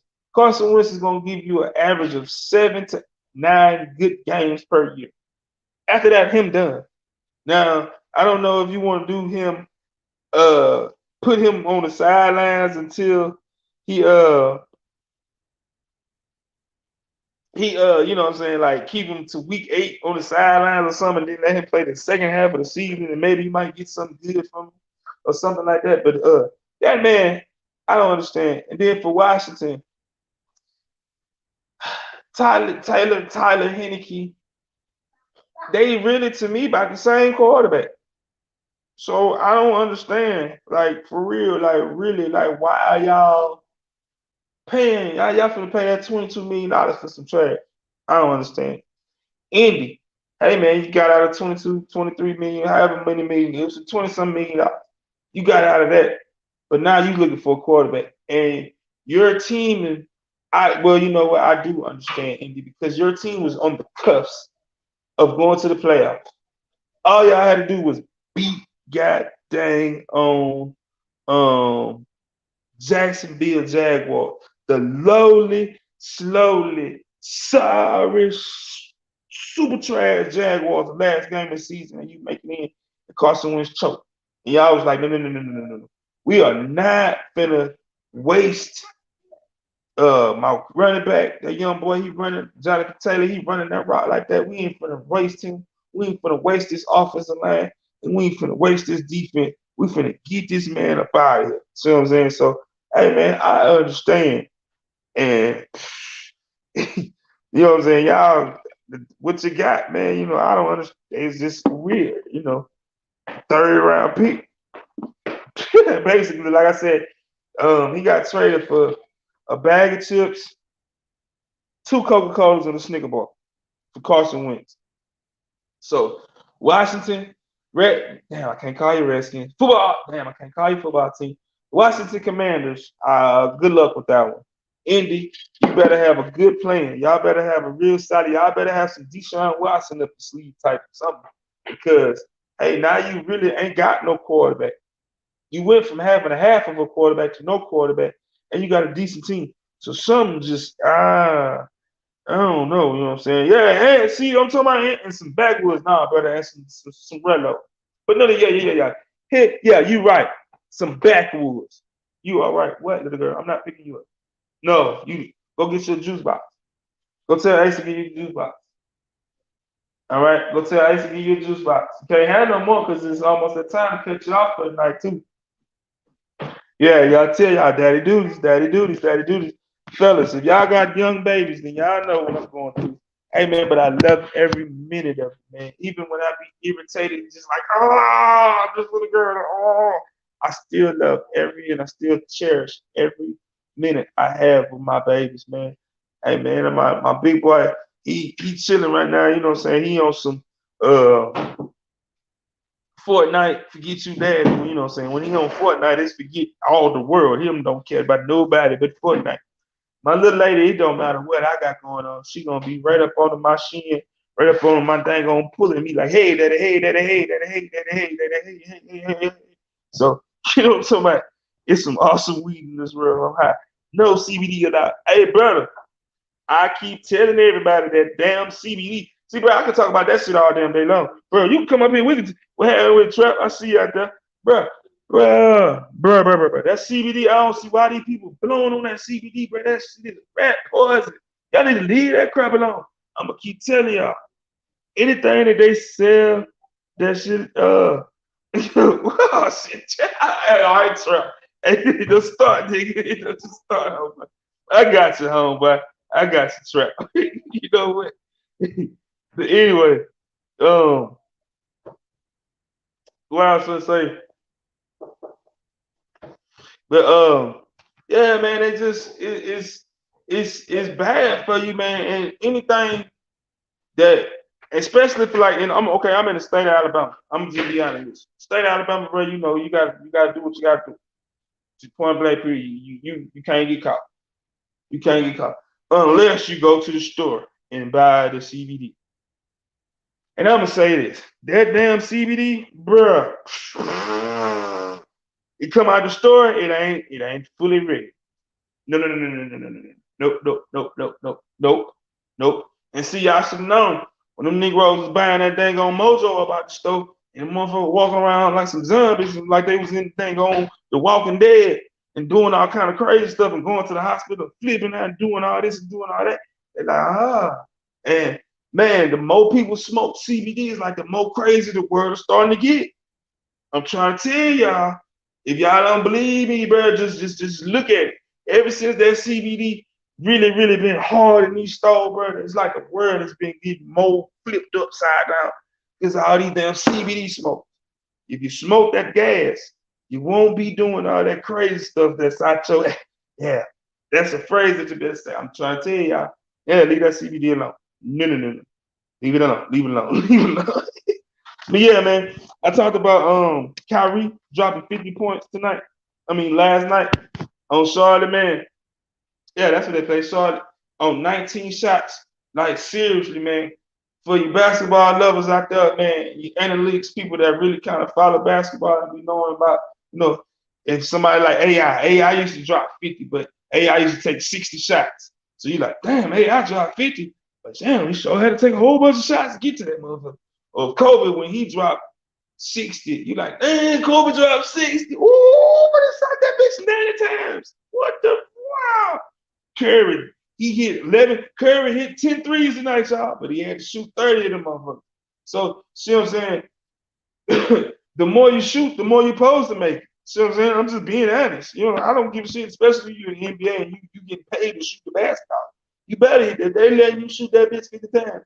You better be hitting 50 points. Point blank period.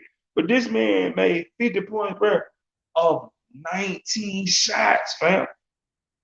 19 shots. So that lets you know, bro, that man came in the game, bro, straight on gas, no CVD.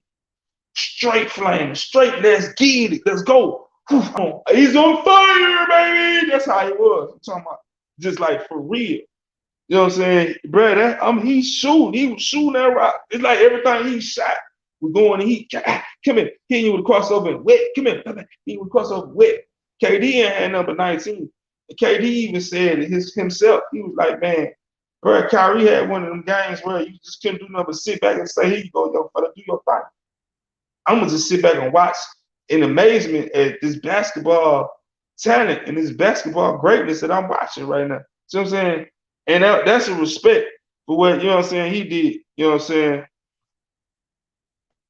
Hey man, you know, shoot, I played sports, man, in school too, man. And I love sports, man, to the fullest, man. And like I say, sports, man, right now, man. Salute to everybody in the chat, man. Thank you, everybody, for coming in, man. The ones that, you know, the ones that's in the bushes, the ones that's gonna watch it from afar. I don't care, man. Man, I appreciate everybody, man. I don't care if it was one person in here, man. I don't care if it's 1,000, 15 million people in here, man. I don't really care, man. 'Cause I just like to to to uh to talk sports, talk politics, talk life. I like to run my choppers on positive things, man. I don't even with that negative, you know what I'm saying? And that's one thing, man. When you come over here to coach page, man, bro, we're gonna stay on whatever we talking about. We're gonna have fun. I'm a jank. We're gonna have, you know what I'm saying? Because janking is talking about each other. You know, I know everybody got different lingos on what they janking is roasting. See what I'm saying? Janking is ranking. It's the same thing as roasting, ranking, all that stuff. But that's, you know, what we call my peoples. That's what we call it down here, janking your ass. You know, so I'm a jank ass. I don't care who you are. See what I'm saying? If I don't really talk about you like that, and like talk and say, oh, you got a big head, I mean I don't fool with you. That's just me. If I say something crazy to you, man, and it's in a joking manner, that means I really fool with you in some type of way like that. See what I'm saying? So a lot of times when people be like, damn, coach, I be doing such, it be like, man, hey man, that's just how I get down. I'm a silly individual because I have a lot of other stuff going on.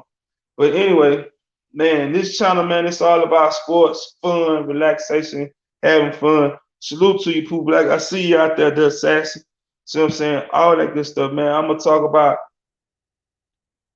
current events. See what I'm saying? And you know, no shade to nobody, because I know people might be like, oh, coach throwing the shade.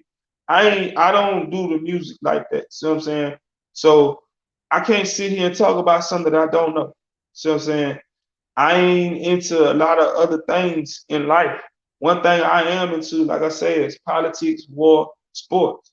I can talk about that stuff, and I can talk about like what's the troubles that I think that's going on in the hood, stuff like that. I can talk about that shit all day long. But when if it comes to fixing a car, hey, bro, coach don't know how to fix a car. Coach know how to put some gas in that motherfucker and check the oil and say, oh, the oil, no. Hey, you know what I'm saying? I know how to do some shit like that, but fixing it, grabbing a wrench, coach ain't no. It ain't war. I know how to fix my AR-15. I mean, well, it's an AR-15 to y'all. When I was in the military, it was an M4A1. Before, you know what I'm saying, I had got my M4A1, I had an M16A1. But I knew how to do what I needed to do with them. Those, I was very mechanically and very good with them hands when it came to that, you know. um, hey man, the link is at the top of the chat, man. If anybody, man, it's just an open. I don't care what we want to talk about. It don't matter. But like I say, shoot, I like sports. I love to talk about sports. So, but that's a lot of what I talk about. Man, I can tell you, man, sports got me through some stuff, man, coming up in the streets of Cleveland, Ohio. You know, coach, sports got coach through some stuff now. See what I'm saying? Sports is a great avenue. And I know everybody say that, you know, sports is ran by these people and, you know, sports is this and sports is that when it comes to you know, the politics and the political aspects of life in the United States of America. I understand that. Trust me, I understand that to the fullest. But sports, man, it gets individuals, man. It gets us out of situations, man, that's hard to where, like, man, like for real, people don't understand, man. That basketball, that football, that baseball, along with your books, because you gotta have your books to get to the next level. I don't give a shit, because you gotta have your books to play in high school. You can't get no looks in college if you ain't got no some type of grades in high school. So you gotta have that book along with that basketball. So I'm saying you gotta have that book along with that football. So I'm saying, but them man, that ball, whatever ball them young men and them young ladies pick up, man, on a daily basis, man, that gets them out of situations that's hell. And when I say hell, man, I mean for real hell, man. And man, shoot, all G Pooh Black, man, if you want to, man, it's all good, man. The link at the top, man. Anybody want to chime in, it's all good, man. I'm just chopping up, man. I'm just, you know, I'm just giving some feelings about something right now. I done really kind of touched over my topics for the night. But man, sports, man, like I say, I know people be like, again, sports is corrupt because it's ran by such and such. It's ran by these people. It's ran by these people, man. I don't care about that because, man, at the end of the day, man, we in the United States of America, man. We everybody's mission should be to get to live as comfortably as they can in this damn United States of America. And I'm talking about us. I ain't talking about nobody else. This ain't got nothing to do with nobody else. See what I'm saying? Like for real, I honestly I don't care. See what I'm saying? But when it comes to us in our communities, man, that ball help a lot of us, man. That feed kids, like seriously, like, and when I say it does, man, that ball feed kids coming up because you gotta look at it like this. Some of the dudes come from backgrounds where they ain't had a daddy because their daddy was either strung out or gone to the streets or whatever. Or he just left and like fuck y'all, I'm gone. See what I'm saying? Whatever, however the reason was, daddy gone, and mama trying to do whatever she can by herself. See what I'm saying? And then, see, you got some of them that, you know what I'm saying, even with no daddy there, they mama gone in the head. See what I'm saying? Because she out there bad. So she gone in the head. So that kid, only thing he knows is to pick up their ball and go to that court. And see, you see a lot of little dudes that these dudes on the block, hey, they, you know what I'm saying, get to identifying the talent at a young age because a lot of people don't understand them the first scout. People think that, hey man, you get first recruited and you get first looked at when you go to high school or middle school. No, no, no, no, no, no, no, no. Your first recruiter is that nigga, that Negro, excuse me, that Negro that's on that block. I don't care what nobody say. It's just me talking. This is my opinion. See what I'm saying? Bruh, because that's the first nigga that you walk past bouncing that ball. And he telling the shit, what's up there, homie? I see, you know what I'm saying? Where you play for, who you play for. You know what I'm saying? He, all right. And then he see you, he might be riding down the street, walking down the street, whatever, however he get around. And he see you on the court, and he see you doing your thing. So he pull up. And then he got the homeboys out there, so they end up betting on the game. So guess what? If you know what I'm saying, you good like that, and then you win, the dudes win, a lot of them break you off. Say, little homie, you home? Here you go, bam. I said, little homie, and then eventually, after that connection and that bond get together, you know what I'm saying? Hey man, you need school shoes, you need school clothes, whatever, however. So that's how a lot of these kids, male and female, eat. You know, coming up in these big cities, coming up in these country little towns too, because a lot of these country little towns, man, they come from dirt poor, and the family got to take care of them because they see, hey man, Legit can shoot. No, Legit can hit that tennis racket. See what I'm saying? So we got to make sure Legit get there. So we're gonna do everything we can. See what I'm saying? Oh, see, the JoJo, see, the JoJo can goddamn throw that bit at the yard, flat footed. I'm talking about, see, we gotta get JoJo there. We gotta do whatever we can. He is untouchable. And then, see what I'm saying? A lot of them dudes started getting the hey man, don't touch him because hey man, I said he got a future. See what I'm saying? So sports actually helped a lot of dudes get a pass in certain situations when it comes to these neighborhoods because of who they are and people see. That's why I say, man, your recruiters are the first people in your neighborhood. And I'm just being honest with you. And for those that come from urban environments that play ball, they know what I'm talking about, man. Y'all know that shit when y'all walk past shit, bro, on that standing up there, see he may show you 8 for the night. See what I'm saying? They was at your games betting on your teams or whatever, whatever. And I know betting on kids is a bad thing, you know what I'm saying? But it's just a fact of life. I come from that environment. See what I'm saying? And I speak what I know. See what I'm saying? Yeah, I seen dudes make plenty of money off of them kids. See what I'm saying? And guess what they did for them kids? They put it right back to them kids. See what I'm saying? It wasn't like they was just no, hey man, I made all this money to them kids, F them kids. See what I'm saying? Went on about them business. Now, man, I seen a bunch of men um make that money off them kids and buy them kids everything. See what I'm saying? This, that, making sure they got banquets, making sure whatever. See what I'm saying? So now it's just it's like I say, that's how kids survived back in the day. And a lot of kids are doing that to the degree to this day because I'm heavy into youth sports. I done coach youth sports here in Mobile, man, in a few leagues. Almost every league it is when it comes to park ball, I done coached in it. See what I'm saying? I done coached in the CYO league, I done coached in the city league, and I done coached in the county league.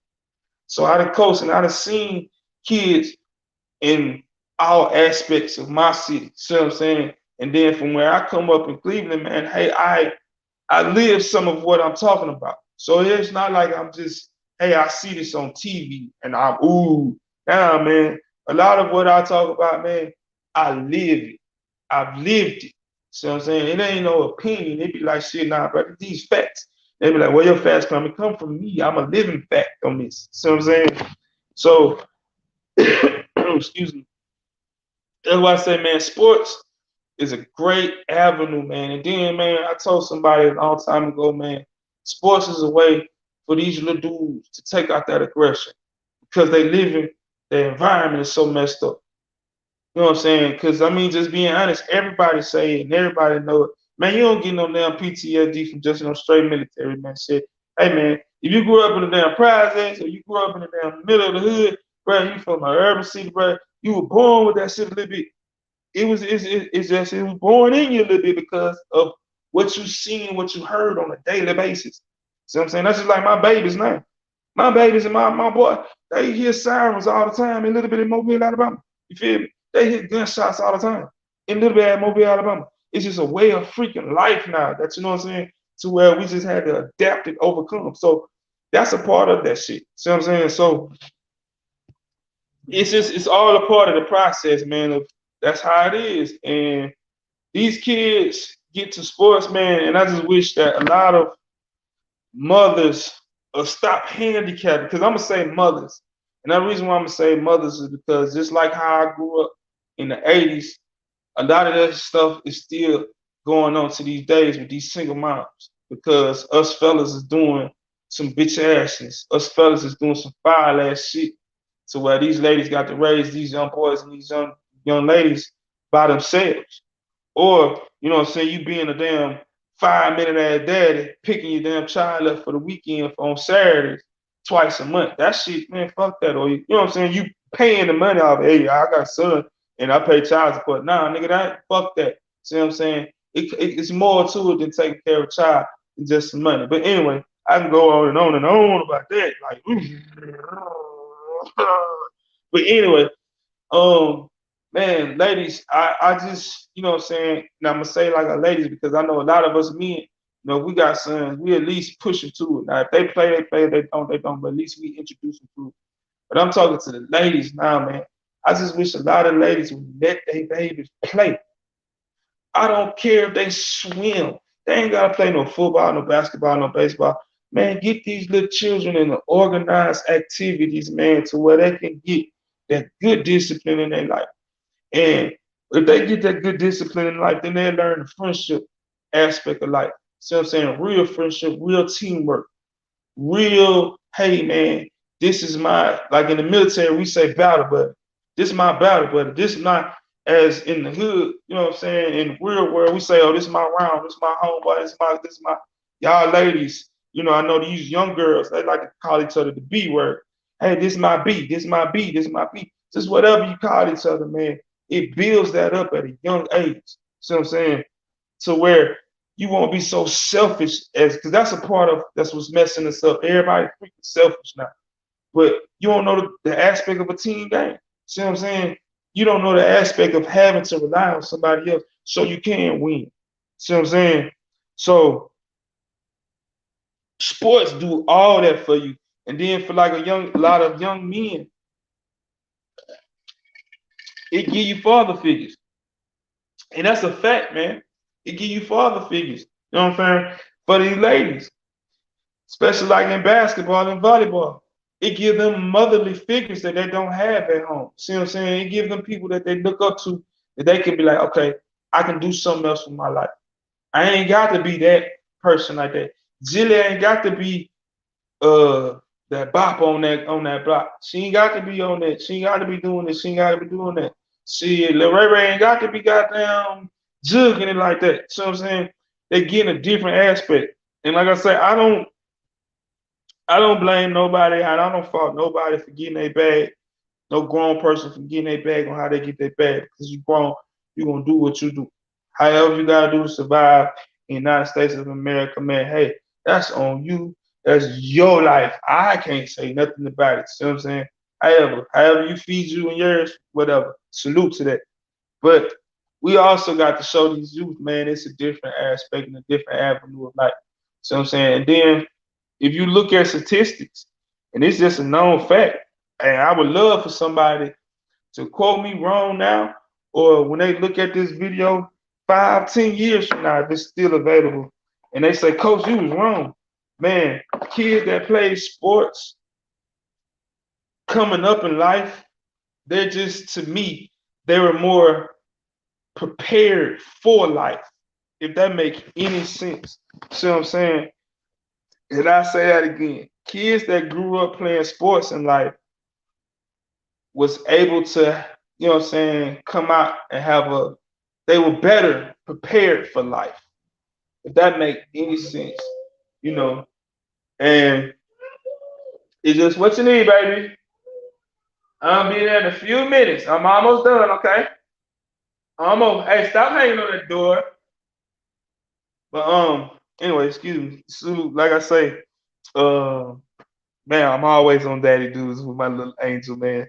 She, like I say, she's the heart and soul of the house. She run the house. You know how them girls, especially them baby girls, they run it.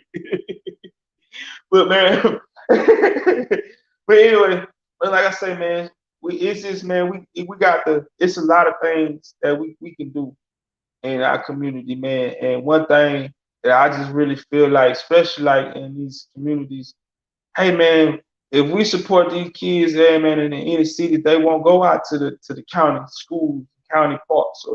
And then when I say county, I'm saying county because county in whatever city you stay in, like okay, I stay in Mobile, Alabama. Our county is more Caucasianist. See what I'm saying? And it's more, you know what I'm saying? And then like in those big cities with the suburbs, that's what I call county like. See what I'm saying? If that make any sense to anybody like that to hear this shit. See what I'm saying? But yeah, man, she when I say bruh, she be straight be at my neck 24/7, fam. Always. Daddy, bruh. When I say she can't go to sleep without me putting her to sleep, is she can't get in the damn tub no more. I can't. Mama ain't giving her no tub. She tell her mama all the time, oh, no. You're not giving me no bath. My daddy doing that. You can leave me alone. I won't get in here till my daddy comes. It's just like that. Hey, but that's my baby, man. You know what I'm saying? I did that. So I can't do nothing but blame myself. I'm spoiling the rotten out of her, man. Anyway, but yeah, and yeah, she gonna be playing some sports. She gonna be all the way girly boily. She gonna get down with these niggas. She gonna be one of the ones that She gonna have a skirt on with the tights up under. She gonna be talking about down, say, hey, trying to hit niggas and trying to talk about nigga, let's go, nigga, let's get some. That's gonna be her. And then at the same time, they're gonna be like, oh, she is just so adorable. But God, at least she's just bad, but I love her. That's her. But anyway, man, I salute to everybody, man, that it came through, man. I hope everybody didn't hit the like button, man. If you haven't, man, y'all know what it is. It's free. Everybody know the lingo to the YouTube talk, like, share. I ain't got to keep repeating it. Y'all know all that, man, because y'all here 24/7, man. This is other place, man. I just want to come over here, man. Everybody come over here and just chill, have a good, enjoyable time, man. And and talk sports, talk politics, because that's something that a lot of us don't feel comfortable with talking about. See what I'm saying? We can talk sports all day. We can talk goddamn music. We can talk movies. We can talk goddamn on life. You know what I'm saying? We can talk about what's going on in the hood. But we don't like to talk about politics too tough like that. See what I'm saying? Because everybody get up under their feelings when it comes to politics.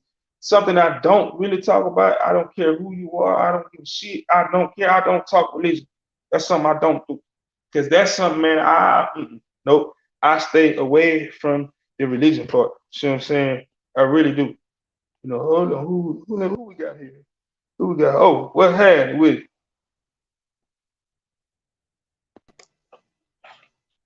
What it do, boy? Who black? What's What happening, it do? brother? Can you hear me? What it do? Yeah, I can hear you. Shit, you got it. You got it. I put in the chat.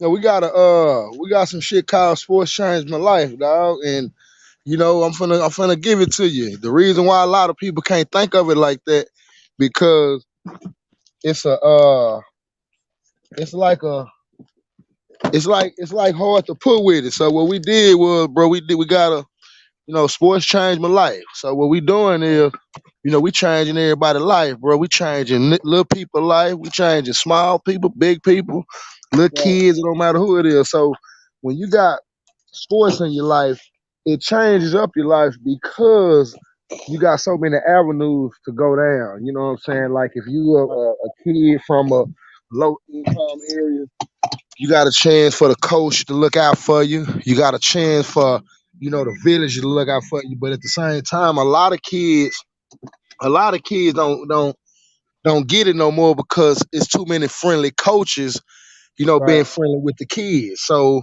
that Mm-hmm. kind of stir up a lot of shit because as grown men, our job is to train them kids and get them right if they on the wrong track. So the sports changed my life, dog. We got so many. Matter of fact, we on Instagram. Go pull it up. Sports changed my life.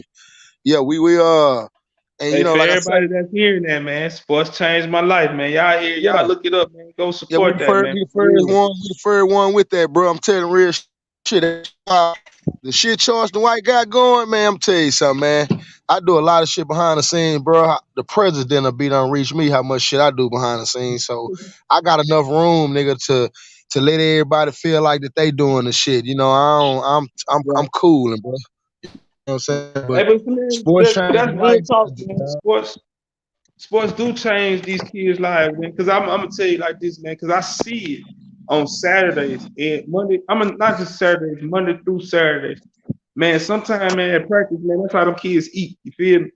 They eat at Let's take it to school, this right here. and then they Let's take it to the flag football. Now, the people, the older men that's playing football, and the kids that got kicked out of football, and they got turned down. They go to flag football. So you know what I'm saying? It Mhm. changes a lot of people's life, dog. And if They they do the do. right shit, if they do the right shit, it'll change their shit for the better, bro. And I just think that now that they got this marijuana, now that they got all these pills and shit, these kids don't know the value of what they losing. They don't know that they losing their Yeah. brain cells. They don't know that they putting a hole in their Yeah. head.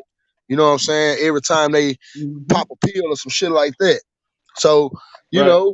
it just kind of crazy, bro. You know what I'm saying? That a lot of them don't Then understand that it will change your life. look, and I'm gonna hit you with some real shit too, though, Pooh Black. Check this out, man. Just think about during practice time. If you look at the crime statistics during the summertime and during football time, bro, they drop during certain times of the day.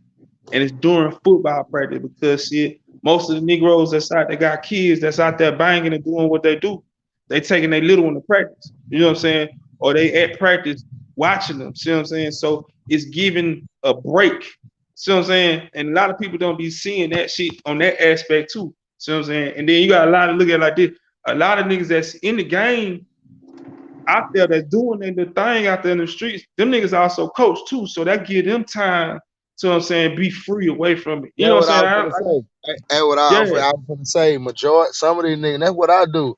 I bring niggas off the streets and I bring them niggas a coach. And I done did that shit plenty of years. You know what I'm saying? I done made them niggas yeah, transform they hustle into these kids. You know what I'm saying? And yeah, one yeah. person can't save them all.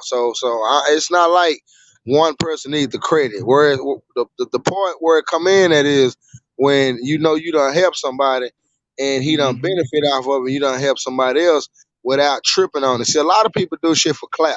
A lot of people Right. do shit just for people to say, "Oh, y'all heard that, y'all saw that." You give me a Mm-hmm. kid that ain't got shit. You give me a kid that's stealing and robbing or whatever. I'm gonna get him right. I'm gonna get him Yeah. right. And I'm telling you, it starts with, you know what I'm saying, a village. It starts with keeping it.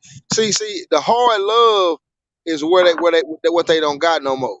You know what I'm Right. saying? They got tough love, and it's like they too tough Mm-hmm.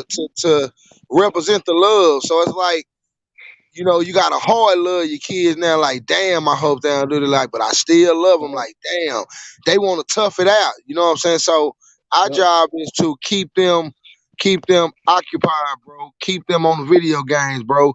Keep their Right. mind focused on what's going on science and history, and you know, let them know Facts. the mathematics. You know what I'm saying? You got to get that together. So Right. if we get them focused on that track right there, I believe everything will happen. And you know, by the way, I got a place. I got a little. I'm working with somebody down here in the Redbird Mall, down here in Dallas and Oak Cliff. We got an entrepreneur spot in the mall. So what I'm gonna be doing is I'm gonna be showing little kids how to fish. I'm gonna be showing them how to change tires. I'm gonna show them how to change all. People, I'm like you. What I don't know, I'm gonna pull somebody up. I ain't supposed to know every goddamn thing. Shit, That's right. nigga, we And ain't see, built to know man, everything. Shit, people, and see, they be forgetting. They'll say some shit like, "Man, you a man. You supposed, motherfucker. I'm human. I'm right. fucking human. Fuck you, man. Shit, how real shit, dog. That gas too. But look, hey man, one thing, man, I be like, man, I tell kids and I tell parents all the time. This is one of my and I be like, listen, mama, listen, daddy. I'm here to make your child a better person. You know what I'm saying? I'm trying to get them to the next level. And the next level is all the way in life. See, for me, I don't just like stop. When they leave the park, I'm still trying to follow them through middle school.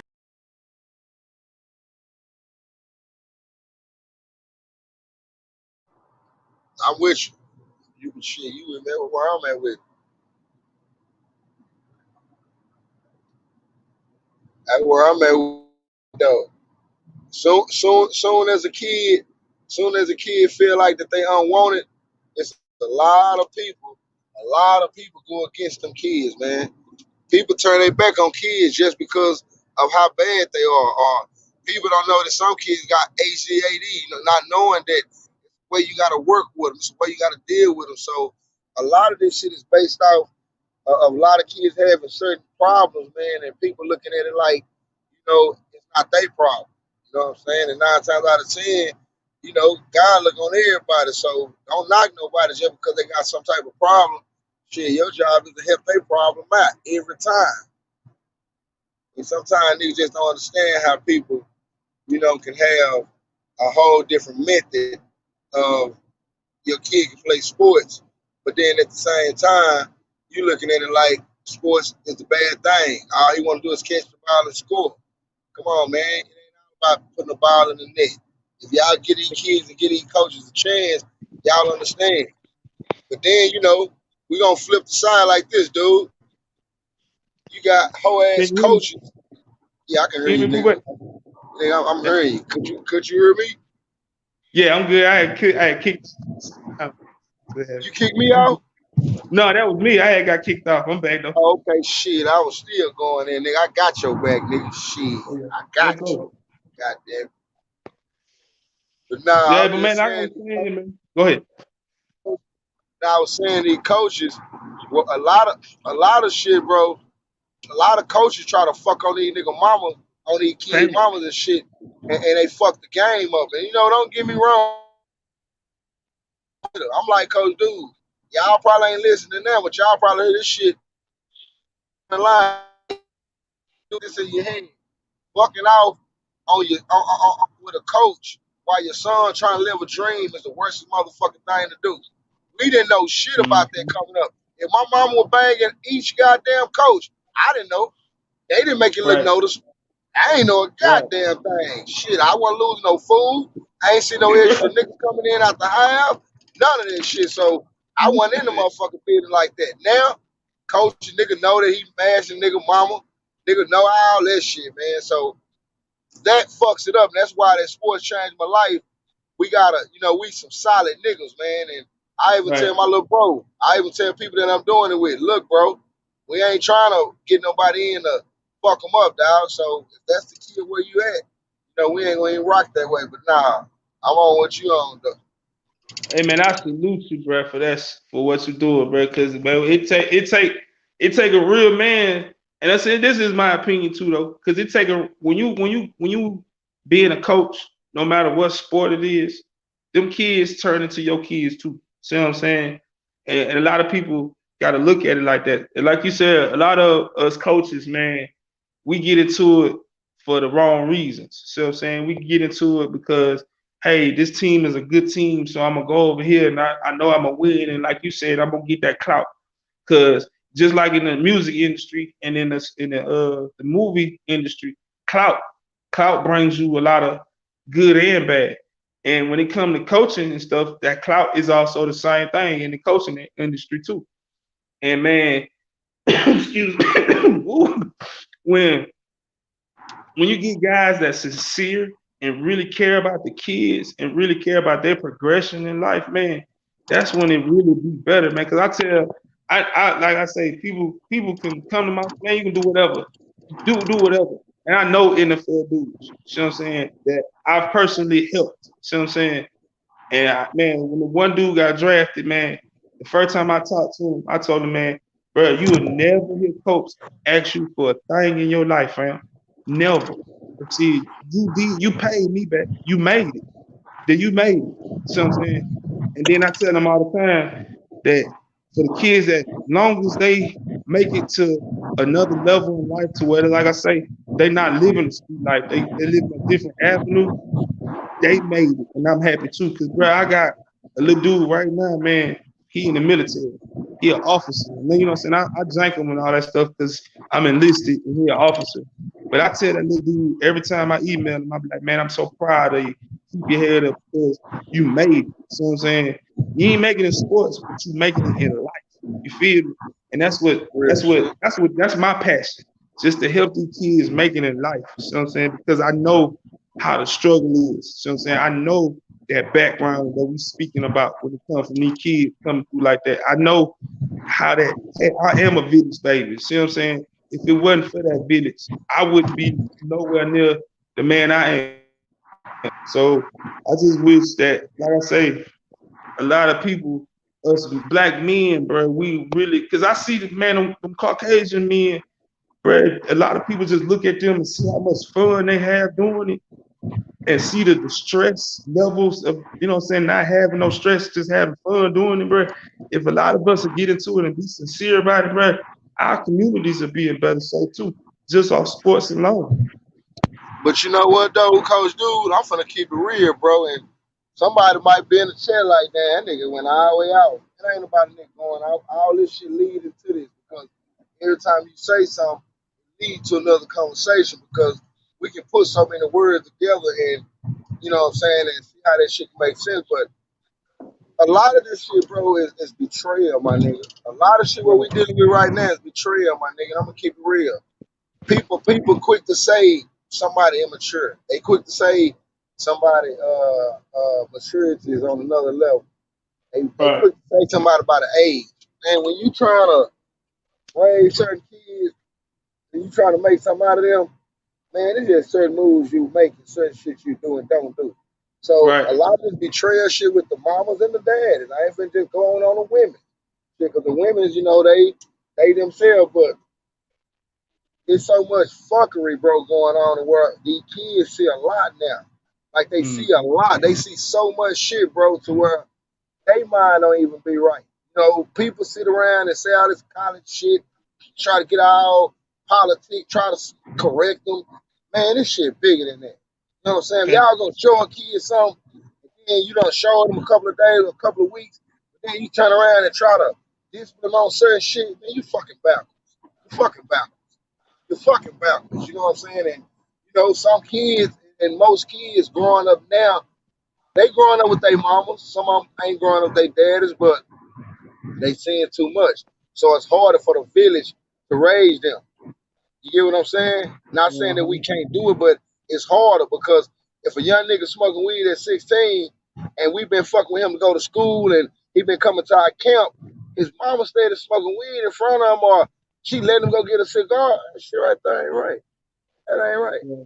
I mean, it's just fucking the game up. And that's the reason why some of the game is fucked up a little bit. You get me? Damn, so right about that. Damn, so right about that. But you like y'all be saying on the GMT all the time, man. When you treat Pooh Black Man and Kemp over, y'all be saying that shit all the time. But the game's so different now. See what I'm saying? Even when it comes to sports, everything is so different, man. To where it's like, oh, it's hard. And even in today's time to try to get these little dudes and these little ladies to get into a different avenue. Like you say, man, it's you got to reach them. You got to find a way to reach them now. And you know what I'm saying? It's real. In today's time, it's hard.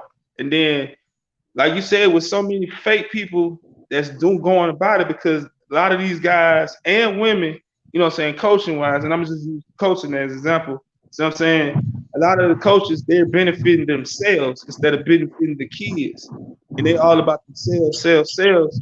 So it messes the whole game up, and it makes it hard for the individuals, male and female, that are trying their best to benefit these young people. See what I'm saying?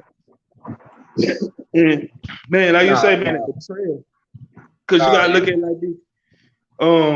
You got one coach. He come into your living room and he tell you, "Hey, man, I want your son to play for me."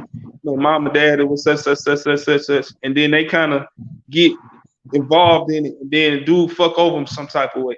See, now the whole family discouraged. The little nigga, he discouraged. See what I'm saying? So that's a part of the betrayal too. See what I'm saying? It's a whole bunch of avenues and aspects of it to where you know that sports is a big time revenue. So I'm saying, so you got so many sharks in them waters, man. They start off so young, and them sharks, bro. I mean, but you know what though, bro? I'm gonna tell you something though, bro. I'm gonna tell you something. The main key though, bro, what we can do is a lot of people gonna have to start understanding is like they got to understand what keeping the 1,000 is. Keeping the 1,000 is some shit like this, bro. Like if I got a kid and I don't raise a kid and he been up with me, bro, I can't keep it 100 with him. Like I'm gonna ask him where he at. I'm gonna ask him what he doing. I'm gonna go through all Mm-hmm. that. I'm gonna make it my duty to get on his ass. I don't care if he Fact. get mad. I don't care about none of that shit. So my Right. thing is, I'm keeping it 1,000. Keeping it 100, I'm dropping him off. I'm worrying about what's going on with what I got, what I'm doing. I ain't just too much. I'm worried about them only when they go to practice. You know what I'm saying? But Mm-hmm. you know what I'm saying? Make your choice. Yeah. So it's like certain shit that coaches, you know what I'm saying, that you gotta understand. And it's just crazy, bro. That shit crazy, bro. I Right. just you I'm know gonna what I'm tell you saying? something, man, that I get enjoyment out of, man. I get enjoyment out of getting out. Like sometimes, man, you know how you be at the store, right? You at the corner store, and a little nigga walk up to you and be like, "Shit, what's up, coach?" You turn around and be like, "Shit, what's up, little nigga?" You know what I'm saying? You be like, "Shit, you dap him up, hug him up, whatever." Be like, "Shit, you stand out the trouble, stand out the way." Yeah, coach, man, I appreciate what you did for me, bruh. that lifts my heart up so much, man. My wife even tell you, man. She was on here right now. She'll tell you, we be riding through the city sometimes, and I hear coach, and I look up like, shit, who the fuck? What the fuck? And I look up and oh shit, what happened? You know what I'm saying? That be the best thing because like man, for my city, like I told you, man, my city's small. See what I'm saying? It's real small. And a lot of stuff that go on in my city with the youth nowadays, man, either I know these little dudes or I ran across them some type of way. See what I'm saying? So a lot of shit that go on in my city, man, with the youth, bro, I be like, damn, damn, damn, why they did that shit. And I be like, and it hits home because I be like, man, I been knowing these little dudes since he was 4 and 5 years old. See what I'm saying? Because that's when we start talking about down here at 4. And you know how you come from small cities like that. Once you 4 and 5 years old, a lot of them, and you get coming up and you good, your name start to ring out. So you know what I'm saying? You get to being known. You get to being known. And we don't have a lot of parks like that. You know what I'm saying? We got less than 20, 25 parks for our whole combined city. See what I'm saying?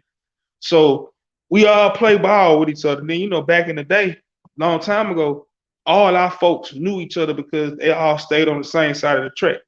So we all down here know each other some type of way. See what I'm saying? So like I say, long story short, man, a lot of these youngest now, man, I see them and it hurts when I be seeing the news or get a phone call and be like, man, you heard such, man, he did what's the name, man, whatever. I be like, damn, bro.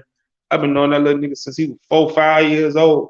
And it hurts. That's why I be wishing that, you know, like I say all the time, man, we gotta get them when they're young and stay involved with them. Don't just goddamn after 7:30 when practice over with. Now you done with them. See what I'm saying? But you know Because what though? You know what? A lot of them push away though, and you know that's the thing. You know when they push away, that's where you know we gotta stay on them. You know what I'm saying? right, When they, you know what I'm saying? yeah. And see, but you know what thing too though, Pooh Black man, we got to learn how to talk to them. Like, okay, see, you might know how to talk to them because you deal with a lot of individuals with your job. You know what I'm saying? With cutting up. See what I'm saying? And I know how to relate to them because see, like, and then you know we ain't that old. You see what I'm saying? So we still kind of can relate to them in some type of way. And then you know how we came up in whatever way we still can relate, still tell them, and we know how to talk to them. See what I'm saying? But a lot of them push back because these Negroes don't know how to talk to these young boys. They like, oh, you gonna do it this way. No, that's just like, okay, think about it. When we was coming up, I ain't even gonna say you coming up. Just think about the older guys that's like 60 or 70 years old now, and they talk to us. That's in our 30s and 40s. They still want it their way. You feel me? They still, Mm-hmm. no, you don't know nothing. You don't know nothing. You see what I'm saying? They still stuck in their ways to where they telling us we still don't know nothing. And we starting to do that to them little dudes. See what I'm saying? We starting to do the same shit to them little dudes, and we ain't paying attention to that shit at all. But you know what though, Coach Dude? I'm gonna keep it real with you though. These little niggas so motherfucking hard headed. These little Right. niggas so motherfucking hard headed. Somebody need to dunk them on their motherfucking face, and I'm gonna keep it 1,000 with you. I hear her saying all the good shit. I hear her saying all of all that, but hey, Yeah. bro, some of these kids need to be dunked on their fucking face because they talk so much shit to a adult at school. Tell them they gonna Mhm. do this, I'm gonna do that. My cousin gonna pull up, all that shit, bro. When I tell Yeah. you that some of them niggas need to be dunked on their face, they need to get their fucking nose. And I'm serious with this shit. Right. They But need then to you get gotta their look at it too though, nose you see that. Oh, transformed because they go so fucking hard on trying to show pride and shit instead of keeping that shit, G instead of understanding yes, no, right. yes, ma'am, no, ma'am. You know what I'm saying? Oh, boy, that shit there, them words is them they non-existent. Them Uncle Charles, what's happening, Unc? What's up? What's up? What's up, Keys? What's happening? What's What going what Yeah. it do, man? Man, let me tell you something. I'm gonna say this, man. See, this is why Pooh Black need to be commended for what he do. It ain't many guys out here, man, that looking for a change for our young men. Let me tell you something, man. This is what they don't talk about in the news. Let me tell you something, man. We just lost a 10-year-old boy down here in Birmingham. He got Yeah, that shot. 13-year-old. Yeah, he got shot in the stomach. He had nothing to do with what was going on out in the street. But yet still, he laying on the porch, balled up, and he dead. See, this is what I'm talking about. And I try to tell these niggas, man. I try to tell them, I said, nigga, a new broom know how to sweep the floor, but an old broom know where the dirt is. And you the dirt, and they're gonna find you, and you're gonna get swept off to a jail somewhere. You'll never get out. And this is why Pooh Black is trying to make a change for our young men. See, I'm gonna tell you something. If I was in Dallas, my son would have already been around him. Because see, he need to learn something else other than what I'm teaching him. So I can take him so far. But it's gonna have to be another man come in and say, you know, your daddy right. Hey, you can do it like this too. Some of you, it takes a village to raise a child. Let me explain something. I love kids. Don't get me wrong. I love children. But don't ever carry your ass to Six Flags with them, because they'll run your ass crazy. Let me tell you something. I told them children, I told you little badass children, let me tell you, one of them stomach hurt. If you stop eating Shit. if you start eating on that goddamn cotton candy, your stomach will hurt. I want to get on the roller coaster. Don't you see that roller coaster is 200 feet up in the air and it don't stop? See the people going up there? I still want to ride, Mr. Mabry. Well, then when it come down, you'll get on it and I'll be watching you get on it. I'm not going to be playing with these children, man. I love kids. Don't get me wrong. I was assistant coach for the Enfield Broncos. I was assistant coach. And let me tell you something. You know why I stopped coaching? Because of the generational change. Why my son playing? She come up there, ain't whopped her face like she done dipped her face in some powdered donuts and then mouth all nasty. Why my son ain't playing? I said, ma'am, when he learned how to be at practice on time, he learned the plays, he can play. Well, I just ain't gonna have this. I said, ma'am, you need to step up off the field before the game starts, or you gonna get ran over. And I believe if you got ran over, it wouldn't do no good with that ugly face of yours. You probably need to be ran over. And we as men, it start with us. Now, don't you know that these young men, some of them in the house, and their mama got other men in there, And then let me tell you something. I just saw a dude on YouTube.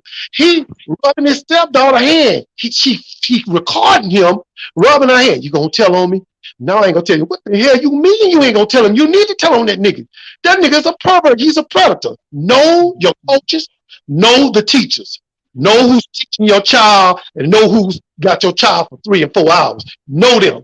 Because that dude out there at Penn State, they knew he was a pedophile. This nigga had a walk. This nigga walked like a goddamn walked the crypt keeper. You didn't think he was a pedophile?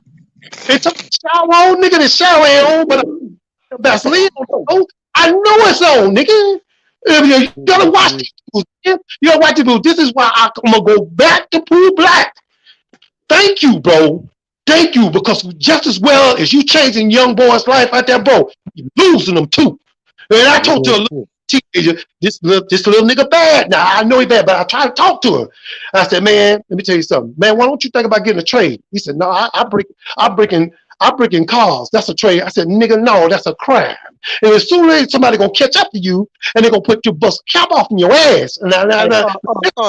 So check this out. So look, since you up here, check this out. Do you agree with me or you disagree with your nephew? Now keep it 1,000 with me. If I said anything wrong, tell nephew, man, you wrong as fuck for that. So my thing is this right here. If a nigga tell me, or if I heard a nigga went to go rob some, or if I heard that somebody said that this nigga right here hitting licks, and then he get killed, I said, why y'all crying? Y'all know he said he going to hit licks. Y'all saying he was cool. So what is wrong with me saying he gonna get fucked off? Y'all know it. Y'all know he hitting licks. So I'm wrong for already calling it. He going to take somebody's shit. So when he go take their shit, what you think they gonna do? Give it to him? Or if they work too hard, they gonna kill his ass. So what you want me to say? Why you say that? So I tell him, I'm not wrong for telling the motherfucker, you gonna get your fucking head blew off, nigga. You gonna get your top like a fucking muffin if you put yourself in somebody's position that work hard as fuck for that shit. So I'm not wrong for saying, nigga, your ass gonna be on a t-shirt and your mom gonna be on the front row, nigga, with black, and they gonna have t-shirts on, nigga, with your face on that motherfucker, nigga. Yeah. No, you ain't wrong, bro. Okay, You ain't wrong. No, nephew, you ain't wrong. You ain't wrong. The thing is, let me just say this, Coach Dude, and just bear with me. Let me tell you something, man. See, the problem is is in the home, bro. I seen a lamb laid up there at the goddamn what they getting the oil change. And the man said, well, this your son car? He said, yeah, well, where he at? Oh, he at home in the bed. Wait a minute. This nigga 19 years old. How come he can't get up and change his own goddamn oil? See, let me tell you something. You already turned his ass into a punk. And then another thing too, you see, let me tell you something. You found some drawers under his bed, and there was some brown stuff in the front and the back. You need to ask that nigga some questions. That, Yeah. can't let this shit keep going Boy, down, changing the oil. bro. Nigga changing all right. Nigga changing oil, all right, changing peanut butter. He changing something. Shit. Real shit. You got Nah, to fuck. have a Well, conversation with your babies, man. You got to have a conversation with your baby. Now, I love my son, and he's in school right now. He finna be a junior. He online. I said, I love you, son. He said, oh, daddy, yeah, daddy. I said, hey, when your daddy tell you I love you, I mean it. And we bump fists every night, and I tell him go in there and pray, say your prayers, and pray that you wake up the next day. And I tell him that all the time. And I told him, man, I said, let me tell you something, man. When your mama in there hollering at your ass, I don't feel like getting up, goddamn it, and trying to see what the hell going on. I got to get off my job, come back here because you acting a goddamn fool. I'm tired of it. Now, I'm going to tell you something. The belt still works, son. I'll tell you something. You know it still works. And the last time I told your ass up, you didn't get the memo. So you do what I tell you, goddamn it. And then another thing, too. You're finna go to the 11th grade. You need to figure out what you want to do right now. And I'm telling you something. You hang around with them little hard heads doing licks and shit, and I find out, I'm gonna do a lick on your ass. And that's what real shit. and that's all I gotta say about that, bro. Go ahead. Gotcha, real shit. And that's the thing about it is when these niggas hit them licks, they don't be thinking that you play football, you play basketball, you play soccer. You don't think that that shit is gonna come back on till my 13-year-old son. So that nigga said, Daddy, I don't know why everybody be doing this stuff. It's cameras and they can find you easy. I said, I pulled over Uncle Charles. I was going 70 on the goddamn freeway. Nigga, I must have pulled over, nigga, and pulled over on the goddamn side of the median. Nigga turns around and say, man, I love you. I said, I love you, boy. I love you, boy. 'Cause that's the shit I'm talking about right there. Nigga, I looked to the left, nigga got back on the goddamn freeway. I said, see what I'm talking about. I'm raising some real shit. If he can pay attention and see that it's a camera, why the fuck these other dummies can't do it? But they get mad when they go to jail. Say, I'm finna fuck y'all up though. Coach dude, check this out. I got a partner that work for the security shit. For when they call in to jail and he hear all your phone calls, right? Uh-huh. Oh, nigga, yeah, oh man, we got about 4 celebrities, nigga. Oh, wow, man. One of them, man, he so gangsta out here in the streets, nigga. You hear this nigga on the phone, nigga. You would think that nigga finna make you would think he down there making teddy bears and goddamn he talking to Teddy Russell down there. I'm like, well, goddamn, you gangsta on the outside with the choppers and the ARs and the I said, what that I'm listening to the conversation, nigga. I'm telling you, my partner, I said, say, fam, I don't want no points of putting that shit on the internet, but it makes my brain feel real because I've been knowing these niggas sitting here sweating and running behind these niggas that ain't never been about that and losing their goddamn life. You got niggas want to be doctors and fucking lawyers, but they want to be like NBA young boy, go sell drugs. You got cheerleaders. You got women want to do a lot of shit, but you got them want to, they on the flip side want to be like niggas. So what my thing is, we got to bring the women back also to being young ladies now because all that Right. dapping them up and what's up, bro, and that's my bro, man. Fuck that. That worth killing the game too. We need more cheerleaders killing the game. We need more little dancers and shit. The game getting fucked up. So check me out. I got some shit that I'm finna pop out. It's called The Reason Why the Game is Fucked Up. And that's gonna give everybody an opportunity to tell us why the game fucked up. So Uncle Charles, you gonna be one of the first niggas. You gonna let a nigga know. I'm gonna have you on my shit. Let's This is go. the reason why the game fucked up. I'm Yeah. telling you, yeah, come on, man. Real shit. Real shit. But it's a lot of it's a lot of ways you can say why it's fucked up. It's so many ways. Kiffer already got it going. I'm telling you, I'm gonna bust it wide open, nigga. Everybody gonna be like, well, damn. This is and we gonna come to a conclusion. So that's the reason why the game fucked up. Now how can we Right. fix this motherfucker? Right. Yeah. Well, Hey, y'all. I Go can't ahead. Oh. coach you. I can't understand when you went out there and took somebody's family member. and they give your ass 30 years and you in that cell. And nigga, you take your shirt off. That nigga tell you, man, you look like you been working out. He said, man, you got a lot of hair on your back. Don't worry about it. Don't even worry about it. I got you. I know you got that nigga. Nigga, screaming in the middle of the night, nigga, I got a partner of mine. He was a guy who worked in the jail. 19 years old. This nigga already, he don't goddamn trick this nigga out. Anyone even a minute after 12. Let me tell you, you ever hear them damn horns go off when there's a tornado? That's what that nigga sound like. That's what he sound like. But nigga, can't nobody help you. Nigga, can't nobody help you. They gonna take your ass down there. You remember on Scared Straight? What he trying to tell that dude that dude with that perm? He said, "Ain't you? I saw you when you came in here. You need to be trying to get a job because your looks ain't gonna get you paid. You look dusty. You want to be in there with one of them niggas, man? I'm telling you right now, he gonna take your draws. I'm telling you right now, and that's all I gotta say about that, bro. Uncle, them niggas, hey, look, them niggas do not be understanding when they running touchdowns and shooting basketball goals and scoring 30 points, scoring 3 touchdowns. Your ass go commit that motherfucking crime, nigga. Your ass go from that suit, nigga, to them nigga make you get butt ass naked, nigga, to they putting your ass in the goddamn cell, putting your ass in there with big bubble. Nigga, now you ain't scoring touchdowns. So my thing is, if any young nigga listening, if you listening 5 years, 10 from her, I don't give a damn. We got one person in here. You motherfucker better listen to us and understand. Your ass gonna get fucked off if you don't follow the guidelines. New rules right now. They got cameras and all that shit. So you young nigga gotta wake up, man. That's the only way we can save him, man, by talking shit to him and letting them know we can't talk easy no more. I'm being honest. We can't say shit like this. Hey, little John, man, you went to school today? Oh man, it was good today. He ain't gonna even acknowledge you. He ain't even worrying about you. You gonna say it No, again. Hey, John, you all right, man? He gonna say, yeah. So you gotta say it again. Say, motherfucker, you all right, nigga? Oh, I'm all right. I'm good. We shouldn't have to go that goddamn level like that, bro. Come on, man. Come on, man. That's true. Shit. Hey, because he yeah, hey, understand. gentlemen. Oh, it's about that time, tonight I got to get ready. Hey, I appreciate y'all for tapping in so much. Everybody, man, y'all sub to these gentlemen, man. Uncle Charles got a page, man. Y'all please sub to Uncle Charles. And I know Yeah, everybody, man. If you ain't sub to Pooh Black, man, something wrong with you. If you ain't sub to Trick, man, something wrong with you. You ain't sub to King Eyes, something wrong with you. tell him. Kimbo Greedy, something wrong with you. Brave, something wrong with you. Grown And man, motherfucking pound. We got a real team in this bitch, man. Real talk. Salute to all y'all, and man, y'all stay tuned. Fuck with y'all tonight, baby. One Oh yeah, thousand. I'll see y'all later. I appreciate y'all, man. I love you, man, and I appreciate you, man. I thank you every time, man. You are a blessing to me. You just don't know it.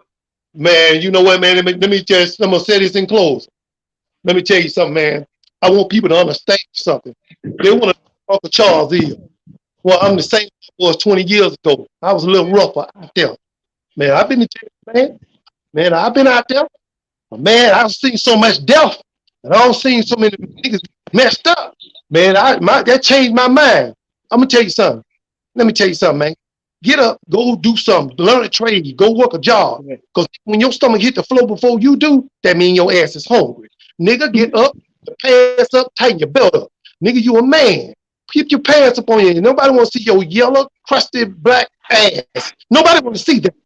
And that's all I got to say, man. And you be blessed, coach, dude. Yes, sir. Thank you. Thank you so much. Oh, thank you so much. All right, bro, I'm out. Yes, sir. Hey, again, everybody, man, I just want to say thank y'all, man, for coming in, man, and tapping in with your boy, Coach. Yo, we did a few things today. We talked about Kyrie dropping the 50. I mentioned my boy Darius Garland. Shout out to the Cleveland Cavaliers. Him dropping 41. We also went over the breaking news of the day with uh, Carson Wentz being traded to the Washington Commanders. We also went over Aaron Rodgers' big contract, $200 million, and then we also broke it down with Russell Wilson being traded. And then if you tapped into the end, we just went over little life stories and little life talk. We did it a whole little good stuff, man. Today been a great show, man. So like I say, man, y'all know the YouTube lingo. Like, share, subscribe, do all that good stuff, man. It's your boy Coach, man. Much respect to y'all. I appreciate y'all for tapping in with your boy. I'm out. Salute.